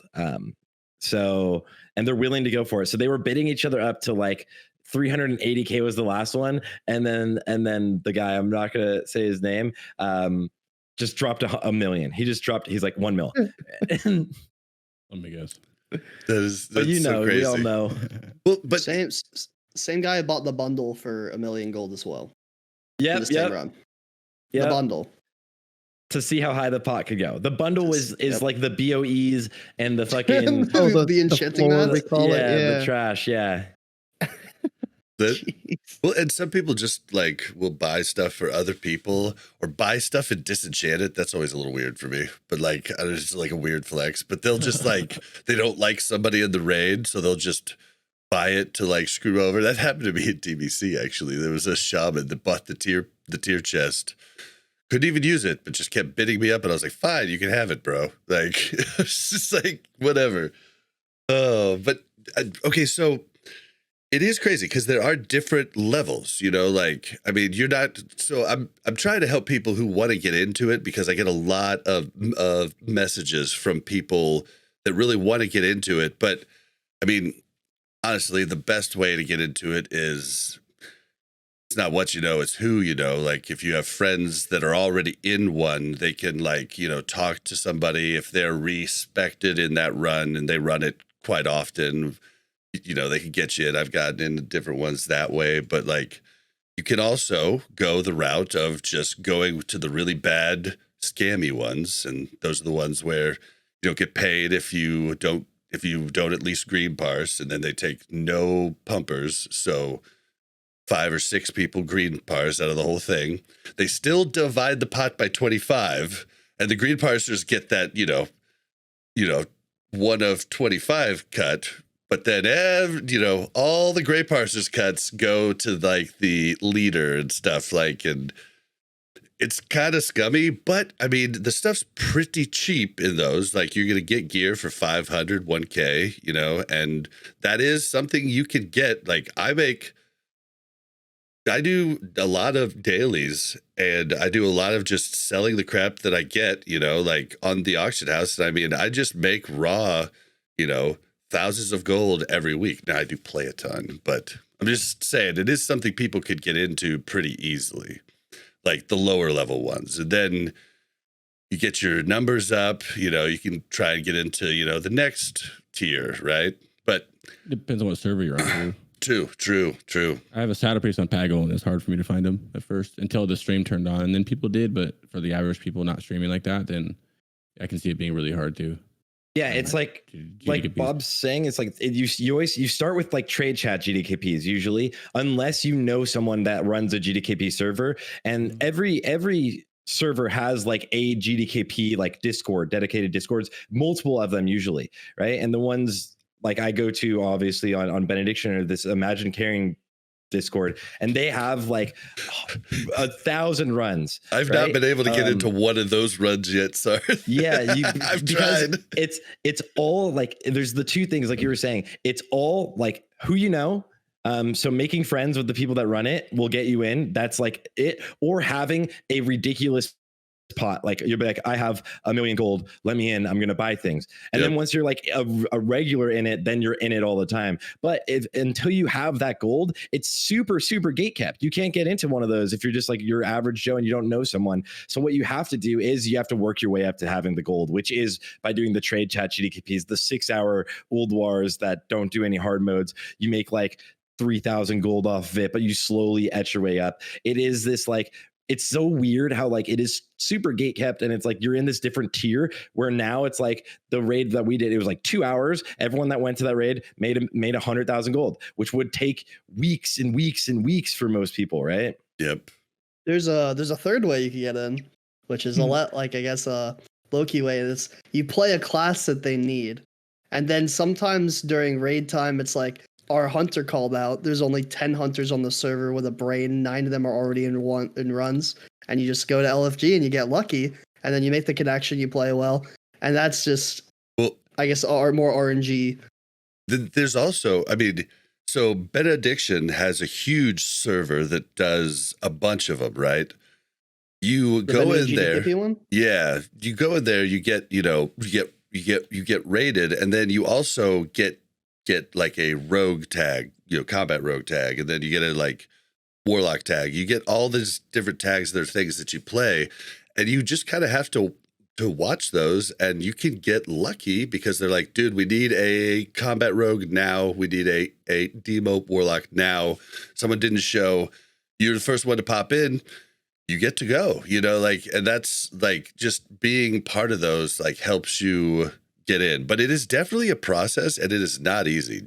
Like being in a guild is much easier than parsing your way through GDKPs. I would say. You can't parse, and you're not going to parse. Really good way. You're not going to parse. You're not going to get good logs. So I was using the different word parse. Yeah, I was using the other definition of like, going through and trying to figure out your way through something. There's like 3 classes to be and 3 classes not to be. The 3 classes they always need: Holy Paladins, DKs, Warlocks. They could stack 4 DKs, 4 Warlocks. Everybody's real happy. 3 Holy Paladins. They're real happy. They got D-Sax for all. The 3 you don't want to be: Mages. There's a million of you. Most of you are okay. A lot of you are not. Warriors. There's a lot of you. All of you are bad. You're not carries. You're not hybrids. You're warriors. Get over it. Warrior carry looking for group. And the third one is hunters. Like I have struggle finding good hunters. I don't know where you are, but DM me. They're wide open.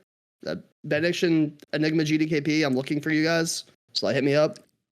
Thank you. But also, I noticed that a lot of people aren't looking for carries because they have the carries because they're their friends and stuff like that. They're always looking for the buyers. Usually the carries are like the buyers. Yep. The carries are the regulars, your guild mates, the regulars that are always there. Yeah, because they're not just carries in the sense that they play well. They know how you go, within each fight and how you do it, and they have kicks set up prior. The really good ones. They have all their stuff checked. And like, so getting it as a carry. I mean, you could like new GDKP stuff pops up all of the time. You just have to kind of keep your ear open for it, but like it's interesting. They have a core, they have their tanks that they know, they have their 3 out of the 5 healers that they know, and they have the 5 or 6 DPS that they know that are going to do a great job. And your goal is to win their, like if you get into one of the trade chat, Indo scan GDKPs that they're going to transfer across, change their name, and sell the gold on some G2G website. If you get into a good one and you want to go back, you have to leave a decent impression and know what you're supposed to do. If you're a rogue, don't even say anything about, I don't want to expose. This is fun time GDKP. Expose the heart, dude. Impress them. Make them think you know what you're doing. It's not even like I bring people that have 15K. That's like nothing nowadays. In TBC, that was really rich, but now it's like nothing. And I bring them because I know they know what to do. And I just want to have a clean run. Yep. And you want the people, like, do not be one of those, like, I want to parse guys. Like, somebody asks who is going to expose or sunder. You say, me. I got it. We had 3 warriors in our GDKP this Sunday. We had 3 warriors. And it was like 47% on the boss. And I was like, wait a second. I haven't looked because I just don't have to look anymore. But where are the sunders? And then they just hadn't been sundering the whole time. I was like, what is going on here? Like, are you serious? Why are you here? If you're either you have a huge pot to like buy things, you can get away with it with a ton of cash, like, but you're then gonna get into the pure carry category, right? Yeah. Our pure buyer category, sorry. Yeah, ours always had a shadow priest, but sometimes we don't have a feral. So if I don't want a fairy fire, I'm just like, yo, I got my spell hit. Like, sorry. Like, I'm not. I would be so annoyed with you. Wait, where's fairy fire? Nah, that got stuck in my head all the way from Classic. Like, first GCD's fairy fire. Debuffs are like so important, and like that was like the most telling thing when you would look at like a very solid guild and a normal like log review or something. Like one thing, it's like you might even be playing correctly, but it's not your fault that you're doing a lot less damage right now because the boss doesn't have any debuffs up because for some reason you guys decided that you don't want to do that, and it happens all the time. The number one thing I've seen in Warlock log reviews where they're like, I am doing a horrible job on Thorum, what's going on? And this goes to all casters, is their Demo Lock is their pet up top and doesn't resummon it. So there's no demonic pact uptime the entire Thorum. So I always look for that. Yep. And just other things, special skills. Rogues can do this, but I know other classes can do it too. But like being a rogue that's able to do the Memoron's trash skip quickly, that's a huge boon too. Lots of people will take a rogue just because they want that done, right? Anyone can do it. We use paladins. We Squid Game it now. Yeah, I like Squid Game. We do. Yeah. Wait, tell them what Squid Game is. It's so fun. Okay, so fun. I call it something else, but I got the idea from you the last time you were on the show, and I've run it in my 10-mans every time. It's hilarious. It's fun. It's fun. It's Pummel's fault that we wiped the other night then, Bob, huh? Okay. Yeah, okay. Now It I know who only to really didn't blame. work one time, and that was just recently. The time Only I was one there. time, yeah. If you guys at home don't know what the Squid Game in it or Hunger Game in it, it's when you don't have somebody that knows how to do the skip. So all of you run down the tunnel together, and the first person that makes it on the tram gets to hit the button and lives, and then they can go pull member on it and reset. So you guys have the teleporter. So it's just everybody going together instead of sending one person on their own. It's pretty funny. Hilarious. And like, so the first time I did it, people were like, Bob, this is not going to work. I was like, dude, Pummel told me it worked in their 25-man. I think we're pretty good. I think we could do it. And they're like, Bob, let's just kill the trash. And I was like, come on, I want to have some fun. How about this? It's fun. 500 gold. It was either 500. I think it was 1,000 gold. I was like 1K gold to whoever makes it first and hits the button. 3 people made it. Only 1 person hit the button. But yeah, like I was like, see, now that you had a reason to try, you trusted me and it worked, right? Like, but people were like, I don't know, man. I found out about that in some random 3 a.m. full normal run Old War that I was doing on my Horde character to try to get a lockout in on like a Monday night. And I thought it was the funniest thing. Is that how it started? That's how I started it. But apparently it's been a private server thing when the trash was too hard to kill. That's what they used to do. And they couldn't skip it. They added like C and Viz and stuff so the mobs couldn't. And you told me when you were on, like, it was a Saturday, and then I tried it on my Monday raid that I tanked a 10-man, and I was just like, it was just fun. Like, it was just a good time. Fun. It's like you stop realizing you realize you're just playing a game. You just like run through and just like watch people die to mines and stuff. So yeah, it's real funny, but it had a little financial incentive to the end of your GDKP to see who gets to the end would make it a little bit better. So to maybe ways to help people out, because everybody knows how to find trade chat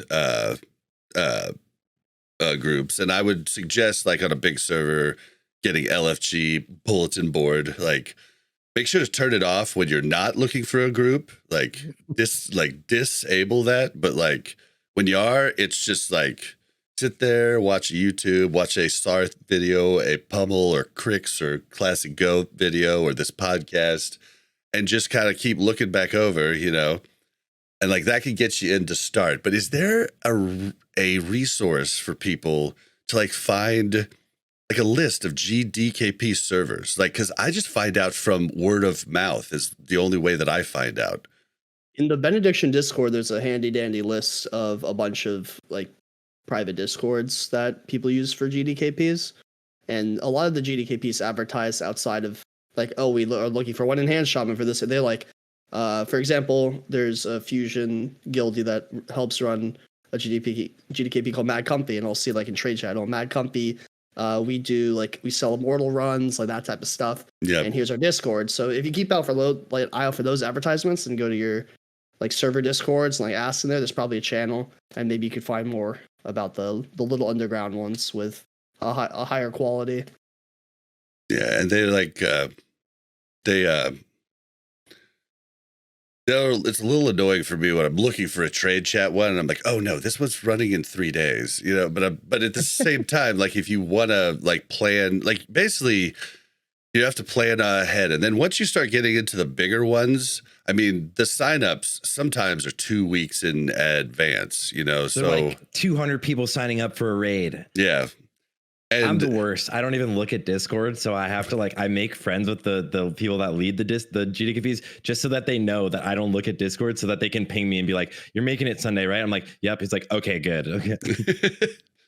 Yeah, and like, don't be like, if there is a sign up, like, don't be discouraged to not sign up if there's a ton of people. Like, you know what I mean? Like, you're still gonna have to like sign up to have a chance to go. So, you know. Look at the classes that sign up too. That's a big one. Yep. Ours is guild ran, and we have just a post on our server, Mancrick Discord, in the Gold Groups Services channel. And that's the only way that we like look for people, I think. But yeah, we get tons of signups, but every week there's at least 2 or 3 people like 2 hours, 3 hours before the raid starts. That's like, yo, I can't make it. So like we always get people like last minute, like we're looking for a druid, we're looking for a shaman, like whatever it is. So yeah, like seeing a lot of signups doesn't really mean that they're always full. So I did a ton in the benediction GDKP one towards the end of TBC. What you don't want to do is sign up for them, like, because I would sign up for 5 different ones. As soon as someone would accept me, I would go in and immediately unsign up for the others, right? Before they made the roster. Like, you do need to kind of be quick with that, because if you confirm 2 and then have to tell someone you canceled, like, these people don't know you. They're just going to be like, flake, no longer. Blacklisted. Yeah, you're on a list and you're not coming, right? Like, so you know, being flaky is probably the worst thing you can do. Banned some guy yesterday. Run started at 6. He says at 6:45. Sorry guys, I had this other, like, I had a guild thing to do, and I said, have fun at your guild thing, and then I just banned them. That's fair though. If you fair, like, you everyone's waiting for you. If you sign up for, definitely, have the like foresight to be a good person and to make it to the raids you've signed up for, especially if you're rostered. So make sure you check if you're rostered. Also, if you can't make it, let them know ahead of time. It's like a guild raid, right? Like, let people know ahead of time so they have time to fill. Just not showing up will get you blacklisted for sure. And sometimes it'll be like the different GDKPs will have like a shared blacklist system, and then you could get blacklisted like on the whole server. So just be aware of it. Make sure you remember that if a raid starts at a certain time, you remember what time zone you're in. I hear that might confuse a few people in certain situations. I'm not going to name any names. I don't know who would ever do that. So Discord, make sure your proper time is set up in your Discord settings, because most of the programs used to sign up will flop it to your own time. Also, be early. Like, always early. Don't be showing up like 3 minutes before run, because like they want to poll at start time. So you know, like, get there early, you know, be ready. Like, you know, these are different. These are things you could apply to real life, you know, like, this is the same type of deal. This is it's kind of like a job. They're doing a service. You're doing a service for them. Like, treat it with respect. Usually mage tables go out like 10 minutes before the raid starts, so don't be that guy that you guys kill Flame Leviathan, you're like getting ready for Razor Scale Ignis, and you're like, yo, is there a mage table? Like, no. Oh, I hate that so much. Get it at the start of the raid, be there early, get your table, get your lock rock. Like, bring consumes, even if you're in like a crappy trade chat one. I mean, you have no chance to parse and green if you don't at least bring consumes. They're cheap, guys. Like, it's easy. Don't expect these. Yeah, know the fight. Yeah, that's helps. A huge one. If you're getting carried, don't kill them. The mechanics like, you can do to kill other people, right? We all know this is the internet at the end of the day, but there's people that are organizing these runs, and they're worrying about having 25 people show up on time. And if you could just, as soon as you know you can't go, you're just like, hey, I can't go. I'm so sorry. This came up. 90% of the time, they're going to be like, okay, like, that's fine. They might not invite you next time if it's like a shit excuse. Like, they can sniff out bullshit. But just saying something is so much better than not showing up. Definitely. Yeah, definitely. Like, but yeah, make sure it's good. I remember, I'm not going to name names, but I had one guest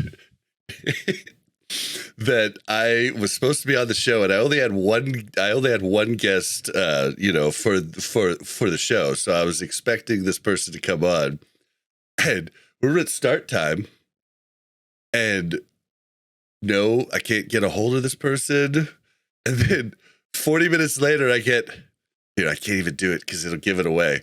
I get a message. I want to do it in a certain accent, but I get a message it's like, oh, thank God, then it's not me. I was like, oh my God, was it me? I get a message like, hey, had some friends call. We had to go out for some beers, and like, and I totally forgot about this. My bad. I totally forgave him. But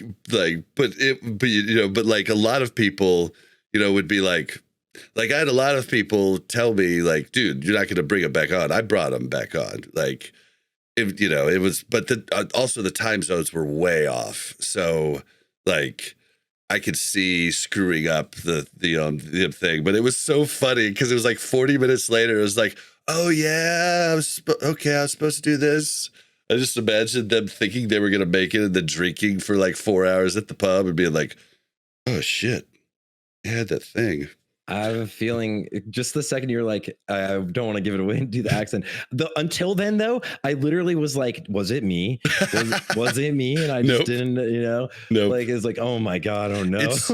It's only happened like a no call, no show like that has only happened once, believe it or not. Like everybody, there's definitely people that have had to cancel day of. It's okay. You know, like you get it. Hey, but like, let me put my Mel shoes on and be like a co-host here for a second. Crix, I see you got to go, bro. Thanks for joining us. Oh, sorry, I don't have the thing. Yeah, I don't have the thing on. Fine, no worries. Let me. Yeah, I gotta head to F's and chat with Winky and them. Yeah, nice. All right, let me side you out, Crix. Where can we find you? Crix Vibes. At Crix Vibes, baby. That's about it. Everywhere. With a Z Stream instead every of day an S. besides today and tomorrow. Yeah, with a Z. Because the S was taken. All right. And F's in chat is going to be happening on Winky's channel. When? In like 6 minutes. Yeah. Oh shit. Okay. And Sweet. that's where we go over. For those who don't know, that's where he's one of the pioneers of the hardcore. We go over all the death clips and we just flame people. Oh, there's a lot of 60 deaths, 59 and 60 deaths. So it's going to be a good episode. I'm pretty excited. I've been on twice. I love it. Oh yeah. Yeah. Oh shoot. I should have been watching this chat. All right. Well, we'll let you side out. Pummel, do you also have to go right now? Love you guys. I had like 30 minutes. Okay, cool. Sarthe, are you good? I have like 15 minutes. Okay, well that seems about it. Like what else should we hit on? Like, or do we need to hit on for the people that are wanting to get into this? I mean, I was curious, like, how you guys handle payouts for your guys' runs. Like ours it's a guild run, GDKP, so it's like 2% goes to the guild bank, 500 goes to the raid lead because he sets everything up, and then everything else is split 25 ways.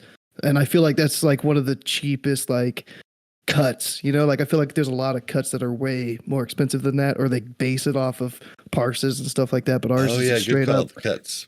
Ours is straight up even. We tried using the parses, but it just became a logistical nightmare, like distributing all the loot, like different numbers for like based on how you did. So in general, in my runs, I take 15% total. Each tank gets 1%. Loot master gets 3% because it's a hell of a job. Raid lead gets 3%, and then I take 8%. I guess it's 16. Yeah, I take 8%. They call me Mr. 8 in my Discord. It's very, very nice. And yeah, I mean, I think that's plenty. I hear Farrellina GDKPs take like 25%. And I know in Imagine Caring, I see Sarthe about to say something. I think they say 20%. Yeah, I'm very used to 20%. But I'm so used to 20% that like, because I'm used to like the Lottie GDKPs on Gehenna's, and like that 20% isn't split up. It's not like the tanks get something and those ones, you know, it's like, and then healers get something. It was like 20%. No one gets an extra cut. It's just 20% to Lottie, you know? So, but like in Imagine Caring, everything's like broken down. You get like, if you do certain roles, tanks get a little bit more, raid lead gets more. I really like that, how it's broken down. And then the rest is completely split. And I've also been in performance-based ones for sure, but that encourages people to cheese things. That's the only thing. Like, it's usually like done by a spreadsheet that will break down all of the numbers of what you'll get, right? But it encourages you to like do damage on mechanics that don't help you kill the boss, right? Like it encourages you to like only look out for yourself, and I have a tendency not to be as much of a fan. So I do like even splits and stuff like that. Make sure you know what your splits are. I saw a screenshot of a run one time where it was a 90-10 split, but it was 90 for the host, 10% for the raid. No way. They finished the raid and the guy's like, yeah, everyone gets 500 gold each, and they're like, it's like 100k pot. Like, yeah, I get like 80k. Good job, everyone. Well, double check that. No way. Double check that, definitely.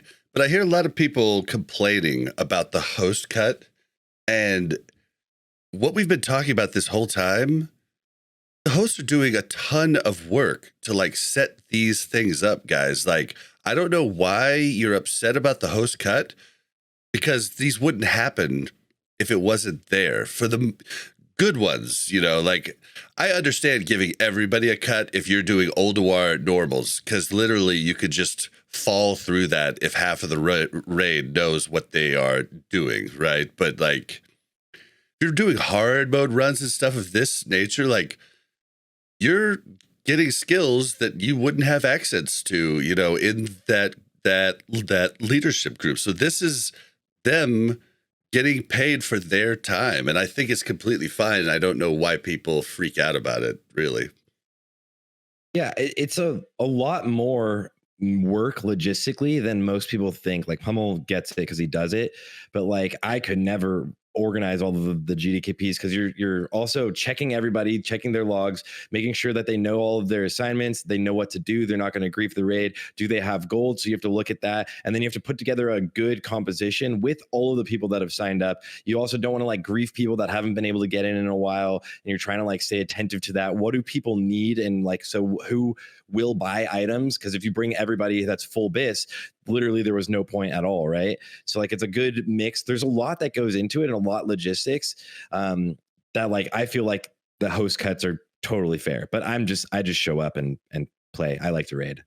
Well, once you get like a good run, then and everybody signs up next week, it becomes a little bit easier. But getting it off the ground and having like finding the people, like the personnel that are able to perform at the level you want to see, that's the hard part. And then afterwards, it's kind of just like, I know who I'm taking it. Like, I know my shadow priests every week. I know my paladins. I know my tanks.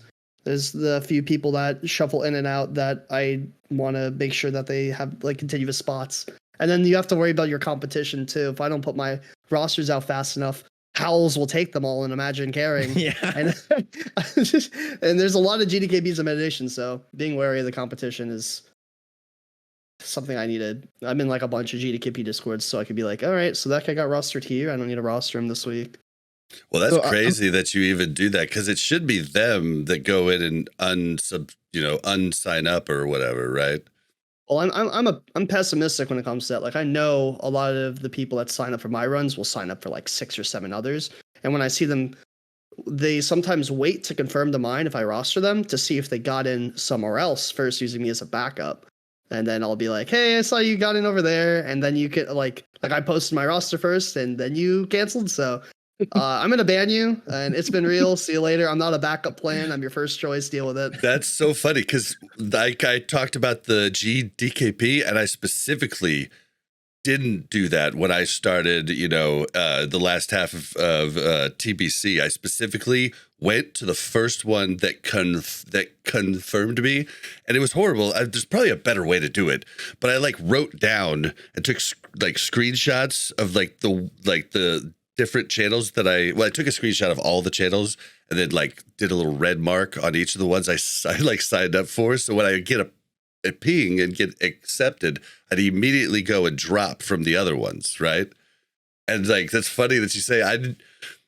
I always just thought that would be all the time. I thought that would just be a douchebag move right off the bat, so I never tried it. It's very, very common. But it doesn't mean it's not a douchebag move to not tell them you're not going to make it. It still is, So add-ons. I don't really use add-ons. Oh, Are this there is a any good add-ons question. that you guys use in your GDKPs as like the host or as like a buyer? This is something I asked Pummel just recently in private chat. We do it old school, where we have our sheet and our loot master just says raid warning item 5K. minimum bid away, hard mode item. And then they just bid, and then they put it on the sheet. I know it is extremely popular and almost unheard of to anybody be doing that on Faralina. They all use Gargle. And now that's what I thought you would be using. So I asked you, I was like, dude, should I have this for when I come next week? I saw in Take Note stream, they modify, the guy who made the Noda Loot add-on modified the add-on for Hanzi, for Hanzi's GDKPs. Now that he has like a specific GDKP add-on just for him, he probably paid a ton for this. I have no idea how much he paid for, and it's really, really cool. But it's most of the time just going to be by-hand or Gargle. Most people just do Gargle because it's automatic, but I think Gargle wastes so much time, and it's just raid warding 15, 10. I do. Gargle's super annoying. I do like items nobody cares about. I do like the Gargle. I do like the graphical box that pops up where I could just type in there and hit bid, or I could hit. It is. We talked about this in DMs, but I like to just hit, bid up one, and it just bids the minimum up bid, like, and then when I really want something and want to hammer it home, I'll like type in the big one, but it just makes it easier to keep doing that and be killing trash and everything else that's going on during the bids, right?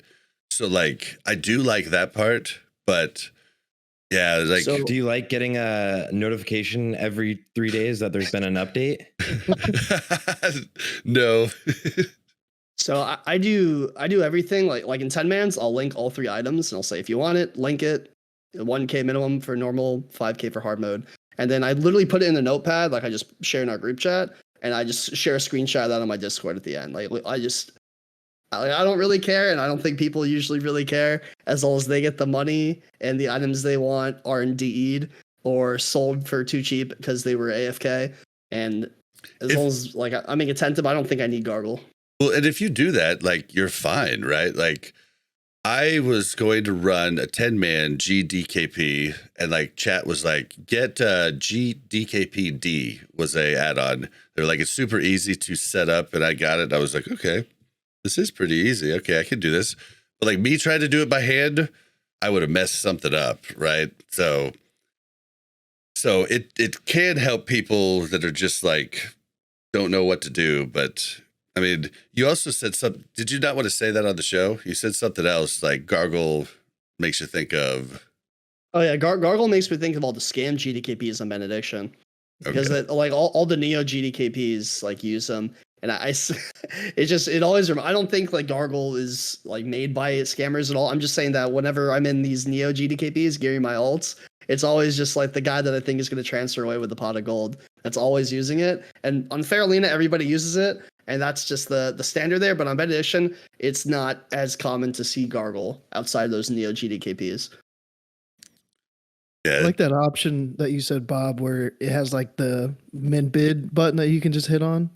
Because like people will put like 5,678 gold, and it's like, well, what's 150 up from that? Like you're doing trash, and it's like I'll just go up to 6K, I guess. And it's like, yep, and I don't want more like than you need to. I don't ever want to take a break to bid, right? Like I want my numbers to show that I contributed as much as I could at the end of the round, and I don't have anything to say, well, I was bidding here. You know what I mean? It's like, oh, so yeah. Don't be that guy that bids 5,555. I have we always get 42069 bids. Yeah, that's a big common one. I have a friend's GDKP in their loot sheet. They have a leech %, which it compares how much the pot was to how much you spent, so you can see who's not buying literally anything at all. Nice. Yeah, that's another thing. The biggest leech. Oh, that's another thing. No, we're pretty much almost Benediction because I have the gold. But on Gehennis, my main server, I'd run like six different GDKPs a week, leech every one of them just to buy consumes from my main. That's another thing. We're almost out of time, but that's another big thing. If you're trying to get in, don't lie. Don't say that you have more gold than you don't, because someone might ask you to trade. And the way this works, guys, is if you have the gold, you can type it in to trade, and they can see that you have the gold. If you don't have the gold, you can't do that. There might be some add-on to cheese it. I have no idea. But like they might ask you to prove it.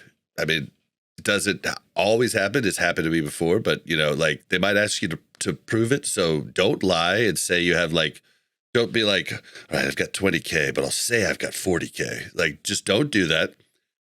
And if they ask you for a specific buy list, like if you're somebody who's pretty geared and you're just looking for a few items, like, and you tell them an item and they see you not bid on it once, that's a pretty, like, that's going to look bad on you, pretty bad. Like, so yeah, if you only min bid on upgrades that are big upgrades, or you're like, oh, I don't want that, it's not BIS, like it's you're wearing tier 3, like, or like, you know, I've had like people in our raids do that are wearing like gear from TBC, and like they're like, that's not BIS. Or like literally a BIS tanking weapon went out and it had expertise on it, and a paladin, Snap actually typed it in chat earlier, a paladin was like, paladins don't use expertise. Where you learn world? He didn't bid on anything the whole time. He was a pure buyer. And then we were like, okay, well, 1, he doesn't really speak really good English, and 2, this guy's not going to buy anything. So like, I guess we'll just kick him and ban him. And some of the best, I feel like it's kind of toxic, but at the same time, if I was running a GDKP, I would want these guys in my group. The guys that'll be like, bro, you're not going to bid on that? You're wearing a blue. You know, like, and they'll just like keep going. Like they'll just be like, people what are you doing? The raid lead, like, what is this guy doing? He has this trinket. Look at this trinket. This is so bad. Oh, another really pro tip, you can inspect someone and look at their statistics tab by comparing achievements, and you can see how much gold that character's had on that, or that character's had all time in the statistics. So you can, like, if you're bidding against someone and you're like, oh, how much gold do they have? You just compare that real quick. Oh, wow. Like, pro tip. Pro tip. That's sick. Yeah. Oh, like man. Oh, yeah. yeah. So what about like banning people from like their payout? Like just saying, yo, like you messed up this mechanic. Like we've wiped 3 times because you've pulled threat on the Animus on Vezex. Like you're not getting a cut, or you're cut 50%. I think you have to warn them. I think yes. The way to do it is like warn them, like for Yogg clouds, it's like, okay, we've wiped on Yogg twice. If anyone hits a cloud, it's a 500 gold reduction to your pot. We're tracking it now. You're warned, or tell them beforehand, before the GDKP, right? But you definitely have to like warn people. You can't just, the worst, and that's actually super fucked up. If you like do a whole raid and then at the end they're like, you're not getting a cut because you did this here. It's like, what the heck is that, dude? I was here for 6 hours. Get out of here. Yeah. I watched what happened to Alondo because he tricks the wrong like tank, like the off tank for Vez. So they took like gold away from him, and he was like flipping out about it. It was just funny to watch, but like obviously, yeah, they should definitely warn people that if you've messed this mechanic up, we will take away your money. Yeah, I was watching a stream and they were on like Memron and they were struggling, kept wiping. So the raid lead, I don't know if it was memeing or not, because it was the first time I've seen like this GDKP run. But the raid lead was like, yo, if anybody dies in phase 1, I'm taking your cut. And then it was just like everything after that, like they went to Vezex and it was like, if you get hit by Shadow Crash, I'm taking your cut. They got to Yogg, like you hit a cloud, I'm taking your cut. And I was just like, yo, this guy's crazy. Yeah, like those rules, like to start out, are good, but like remember, these are all there are different rules. Lots of the servers will have their rules up, you know, and it's kind of your responsibility to look at those rules and not expect them to spout them off at the start of every GDKP too, unless it's a trade chat one, right? But if you're in one of the servers, like there's probably a rules channel and you should probably read it. Bob, did you read my rules channel? You'll know like min bids and stuff I did. Dude, I have it set up where it's like typical like Discord perms, like if you read the welcome channel, click the check mark so you can see everything. And the amount of people that are incapable of doing that is incalculable. And I have to manually give perms all the time because people don't get to the bottom of the page to click the little check mark for reading the rules. Well, if I have to give you permission, I'm taking your cut. That should be a rule. Well, it's just they like, go through the whole raid. It's like, yo, thanks for your cut. Thanks for coming. And it's like, why didn't I get my payout? You didn't give yourself permission. It's in the rules. Discord's a bitch. What you gonna do? It's like Willy Wonka in at the very end. now you've got me scared that I didn't or something. Yeah, there's a really I don't weird remember one. hitting the check mark. but I remember did you reading take the some of the quiz? rules and then asking you if I needed to like submit my application because of the rules. Did you take the quiz on the rules at the end? There's like a What? No way. I'm just kidding. I'm just kidding. Yeah, I was like, I don't think I remember doing that. No, I don't. I think I was just asking you. In Sunwell, we had a mechanics quiz that we put out as like a meme. It was like 20 questions to see like who would get the highest score. Like one person got like an 18, and the rest of the people got like less than a 10. It was like 20 multiple choice questions. It was really dumb, but not the quiz was definitely a joke to me. I mean, that's kind of par for the course. Like, I know so many more boss mechanics now than I ever have before because I play a tank. Like, I've just got to know them. Like, before I was like, does it affect me as a DPS? I need to know it. But if not, do I need to know it? Like, it's been a weird thing because like I know a whole lot more now than I ever did. Like, if it didn't affect me and I didn't screw anybody up, like I never really like looked into like the other stuff. I wonder how many people don't know what Fusion Punch does because they don't understand tank swap mechanics because they just play DPS. Probably a lot. Like, Probably most. I would Probably, say. I would say, and I'm saying like really good players probably have no clue. They see like the Thames Weegor attack Fusion Punch. What's that? I know it does extra damage and it needs dispelled ASAP. That's about all I got.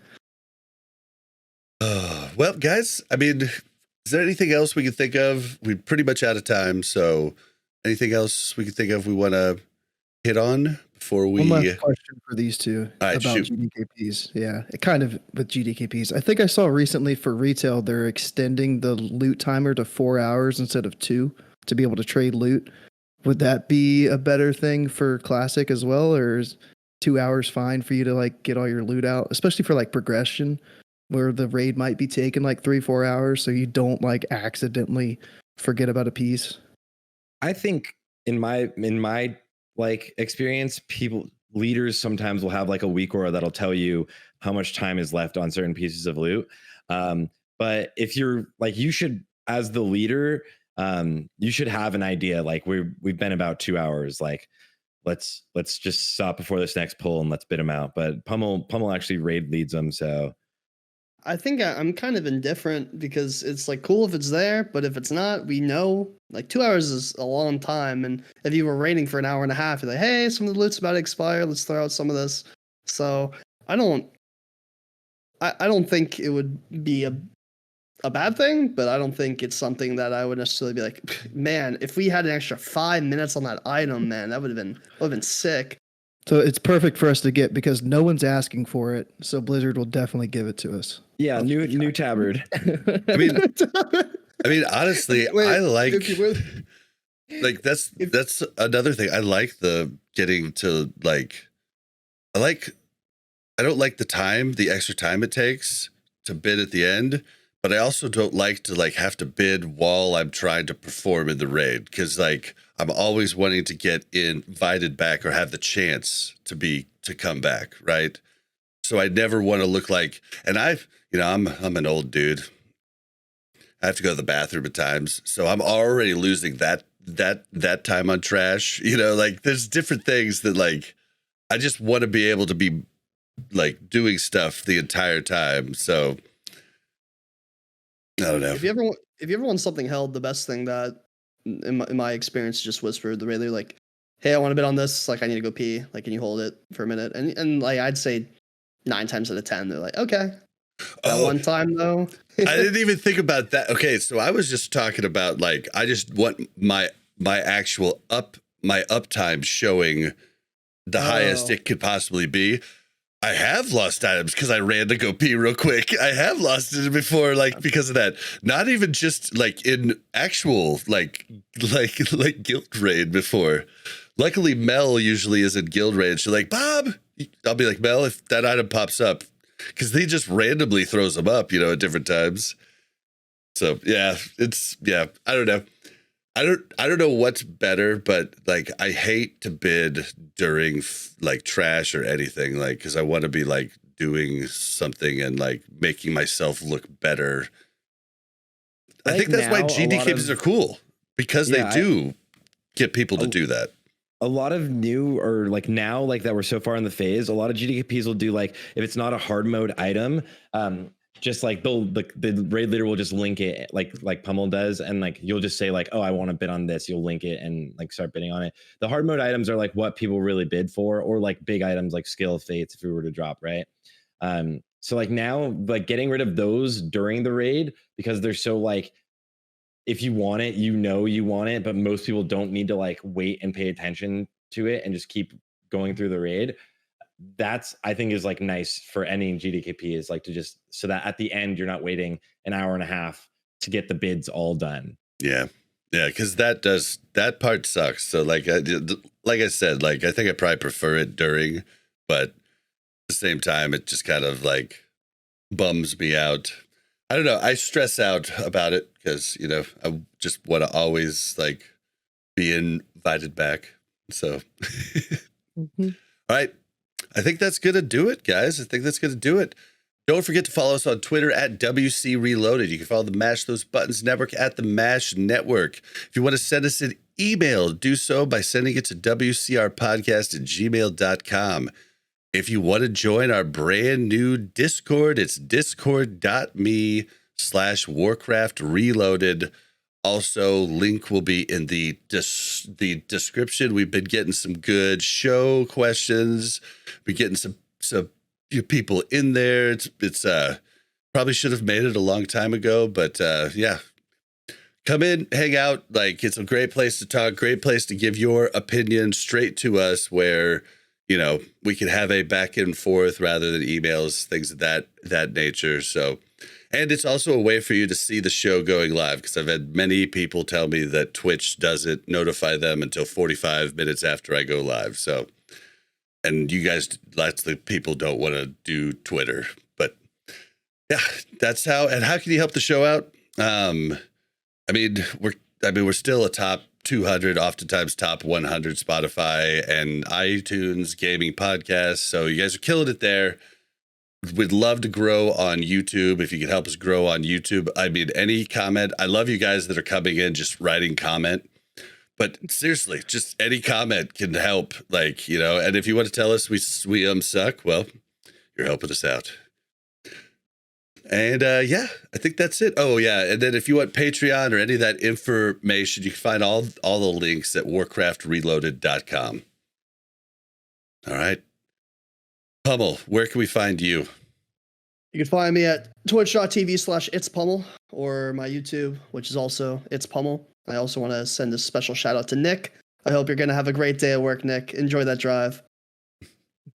Nick, I've been hanging out with Nick a lot. We're thinking about trying to do trying to find a couple more couples, but we're trying to do like a segment about couples in World of Warcraft, like playing with your significant other. So anybody, you know, it's hard to find. I've asked a few people in my guild because we have couples, but people don't like to come on podcasts. Like, they're very private people, a lot of people. So if anybody is a couple, wants to share their, you know, experiences with us, do that. Get a hold of me and let me know, because I think it could be a cool episode, because we're living the dream, guys. If you're playing with your significant other, you've won the game, right? So, all right. Then Go. Where can we find you? Mainly YouTube. Just search ClassicGho, search Wrath of Lich King Boomkin. My videos will come up. You can find my channel. Yep. And then ClassicGho with a GHO. With an H in the middle there, yeah. And then sometimes on Twitch, usually if I want to listen to like cool music instead of just NCS music, then I'll stream Twitch and just vibe out on Twitch, but mainly on YouTube. That sucks that you can't split the audio on YouTube like you can on Twitch. Yeah. They need to get with the times. Yeah, when I figured that out, I was like, oh, thank God I can't listen to any more electro music anymore. Yeah. And, I mean, it was good for a second, but and Blizzard, please look into Ignite Munching with Boomkins as well, coming up in ICC. Thanks. And Sarthe, where can we find you? Yeah, thank you guys for having me back on the podcast. You can find me on Twitch or on YouTube or now on TikTok or Twitter, I guess. Just everything is just Sarthe. Actually, I think TikTok and Twitter are Sarthe TV, but everything is just Sarthe. You can find me. Someone had Sarthe. But thanks, yeah. My dog's excited. Yeah. Also, I do want to say, if anyone loves hardcore, check out the Hardcore All-Stars speedrunning tournament happening this Saturday, and the finals will be May 13th. And I think everyone who plays World of Warcraft Classic should be there. That's a hint. Yeah, I think you definitely should be there. Yeah. And dude, guys, if you haven't watched any of these things, these guys are doing giga polls, like Scarlet Monastery, like huge polls where they're using their one Light of Ealoon potion. You can only use it once in the game and it's gone.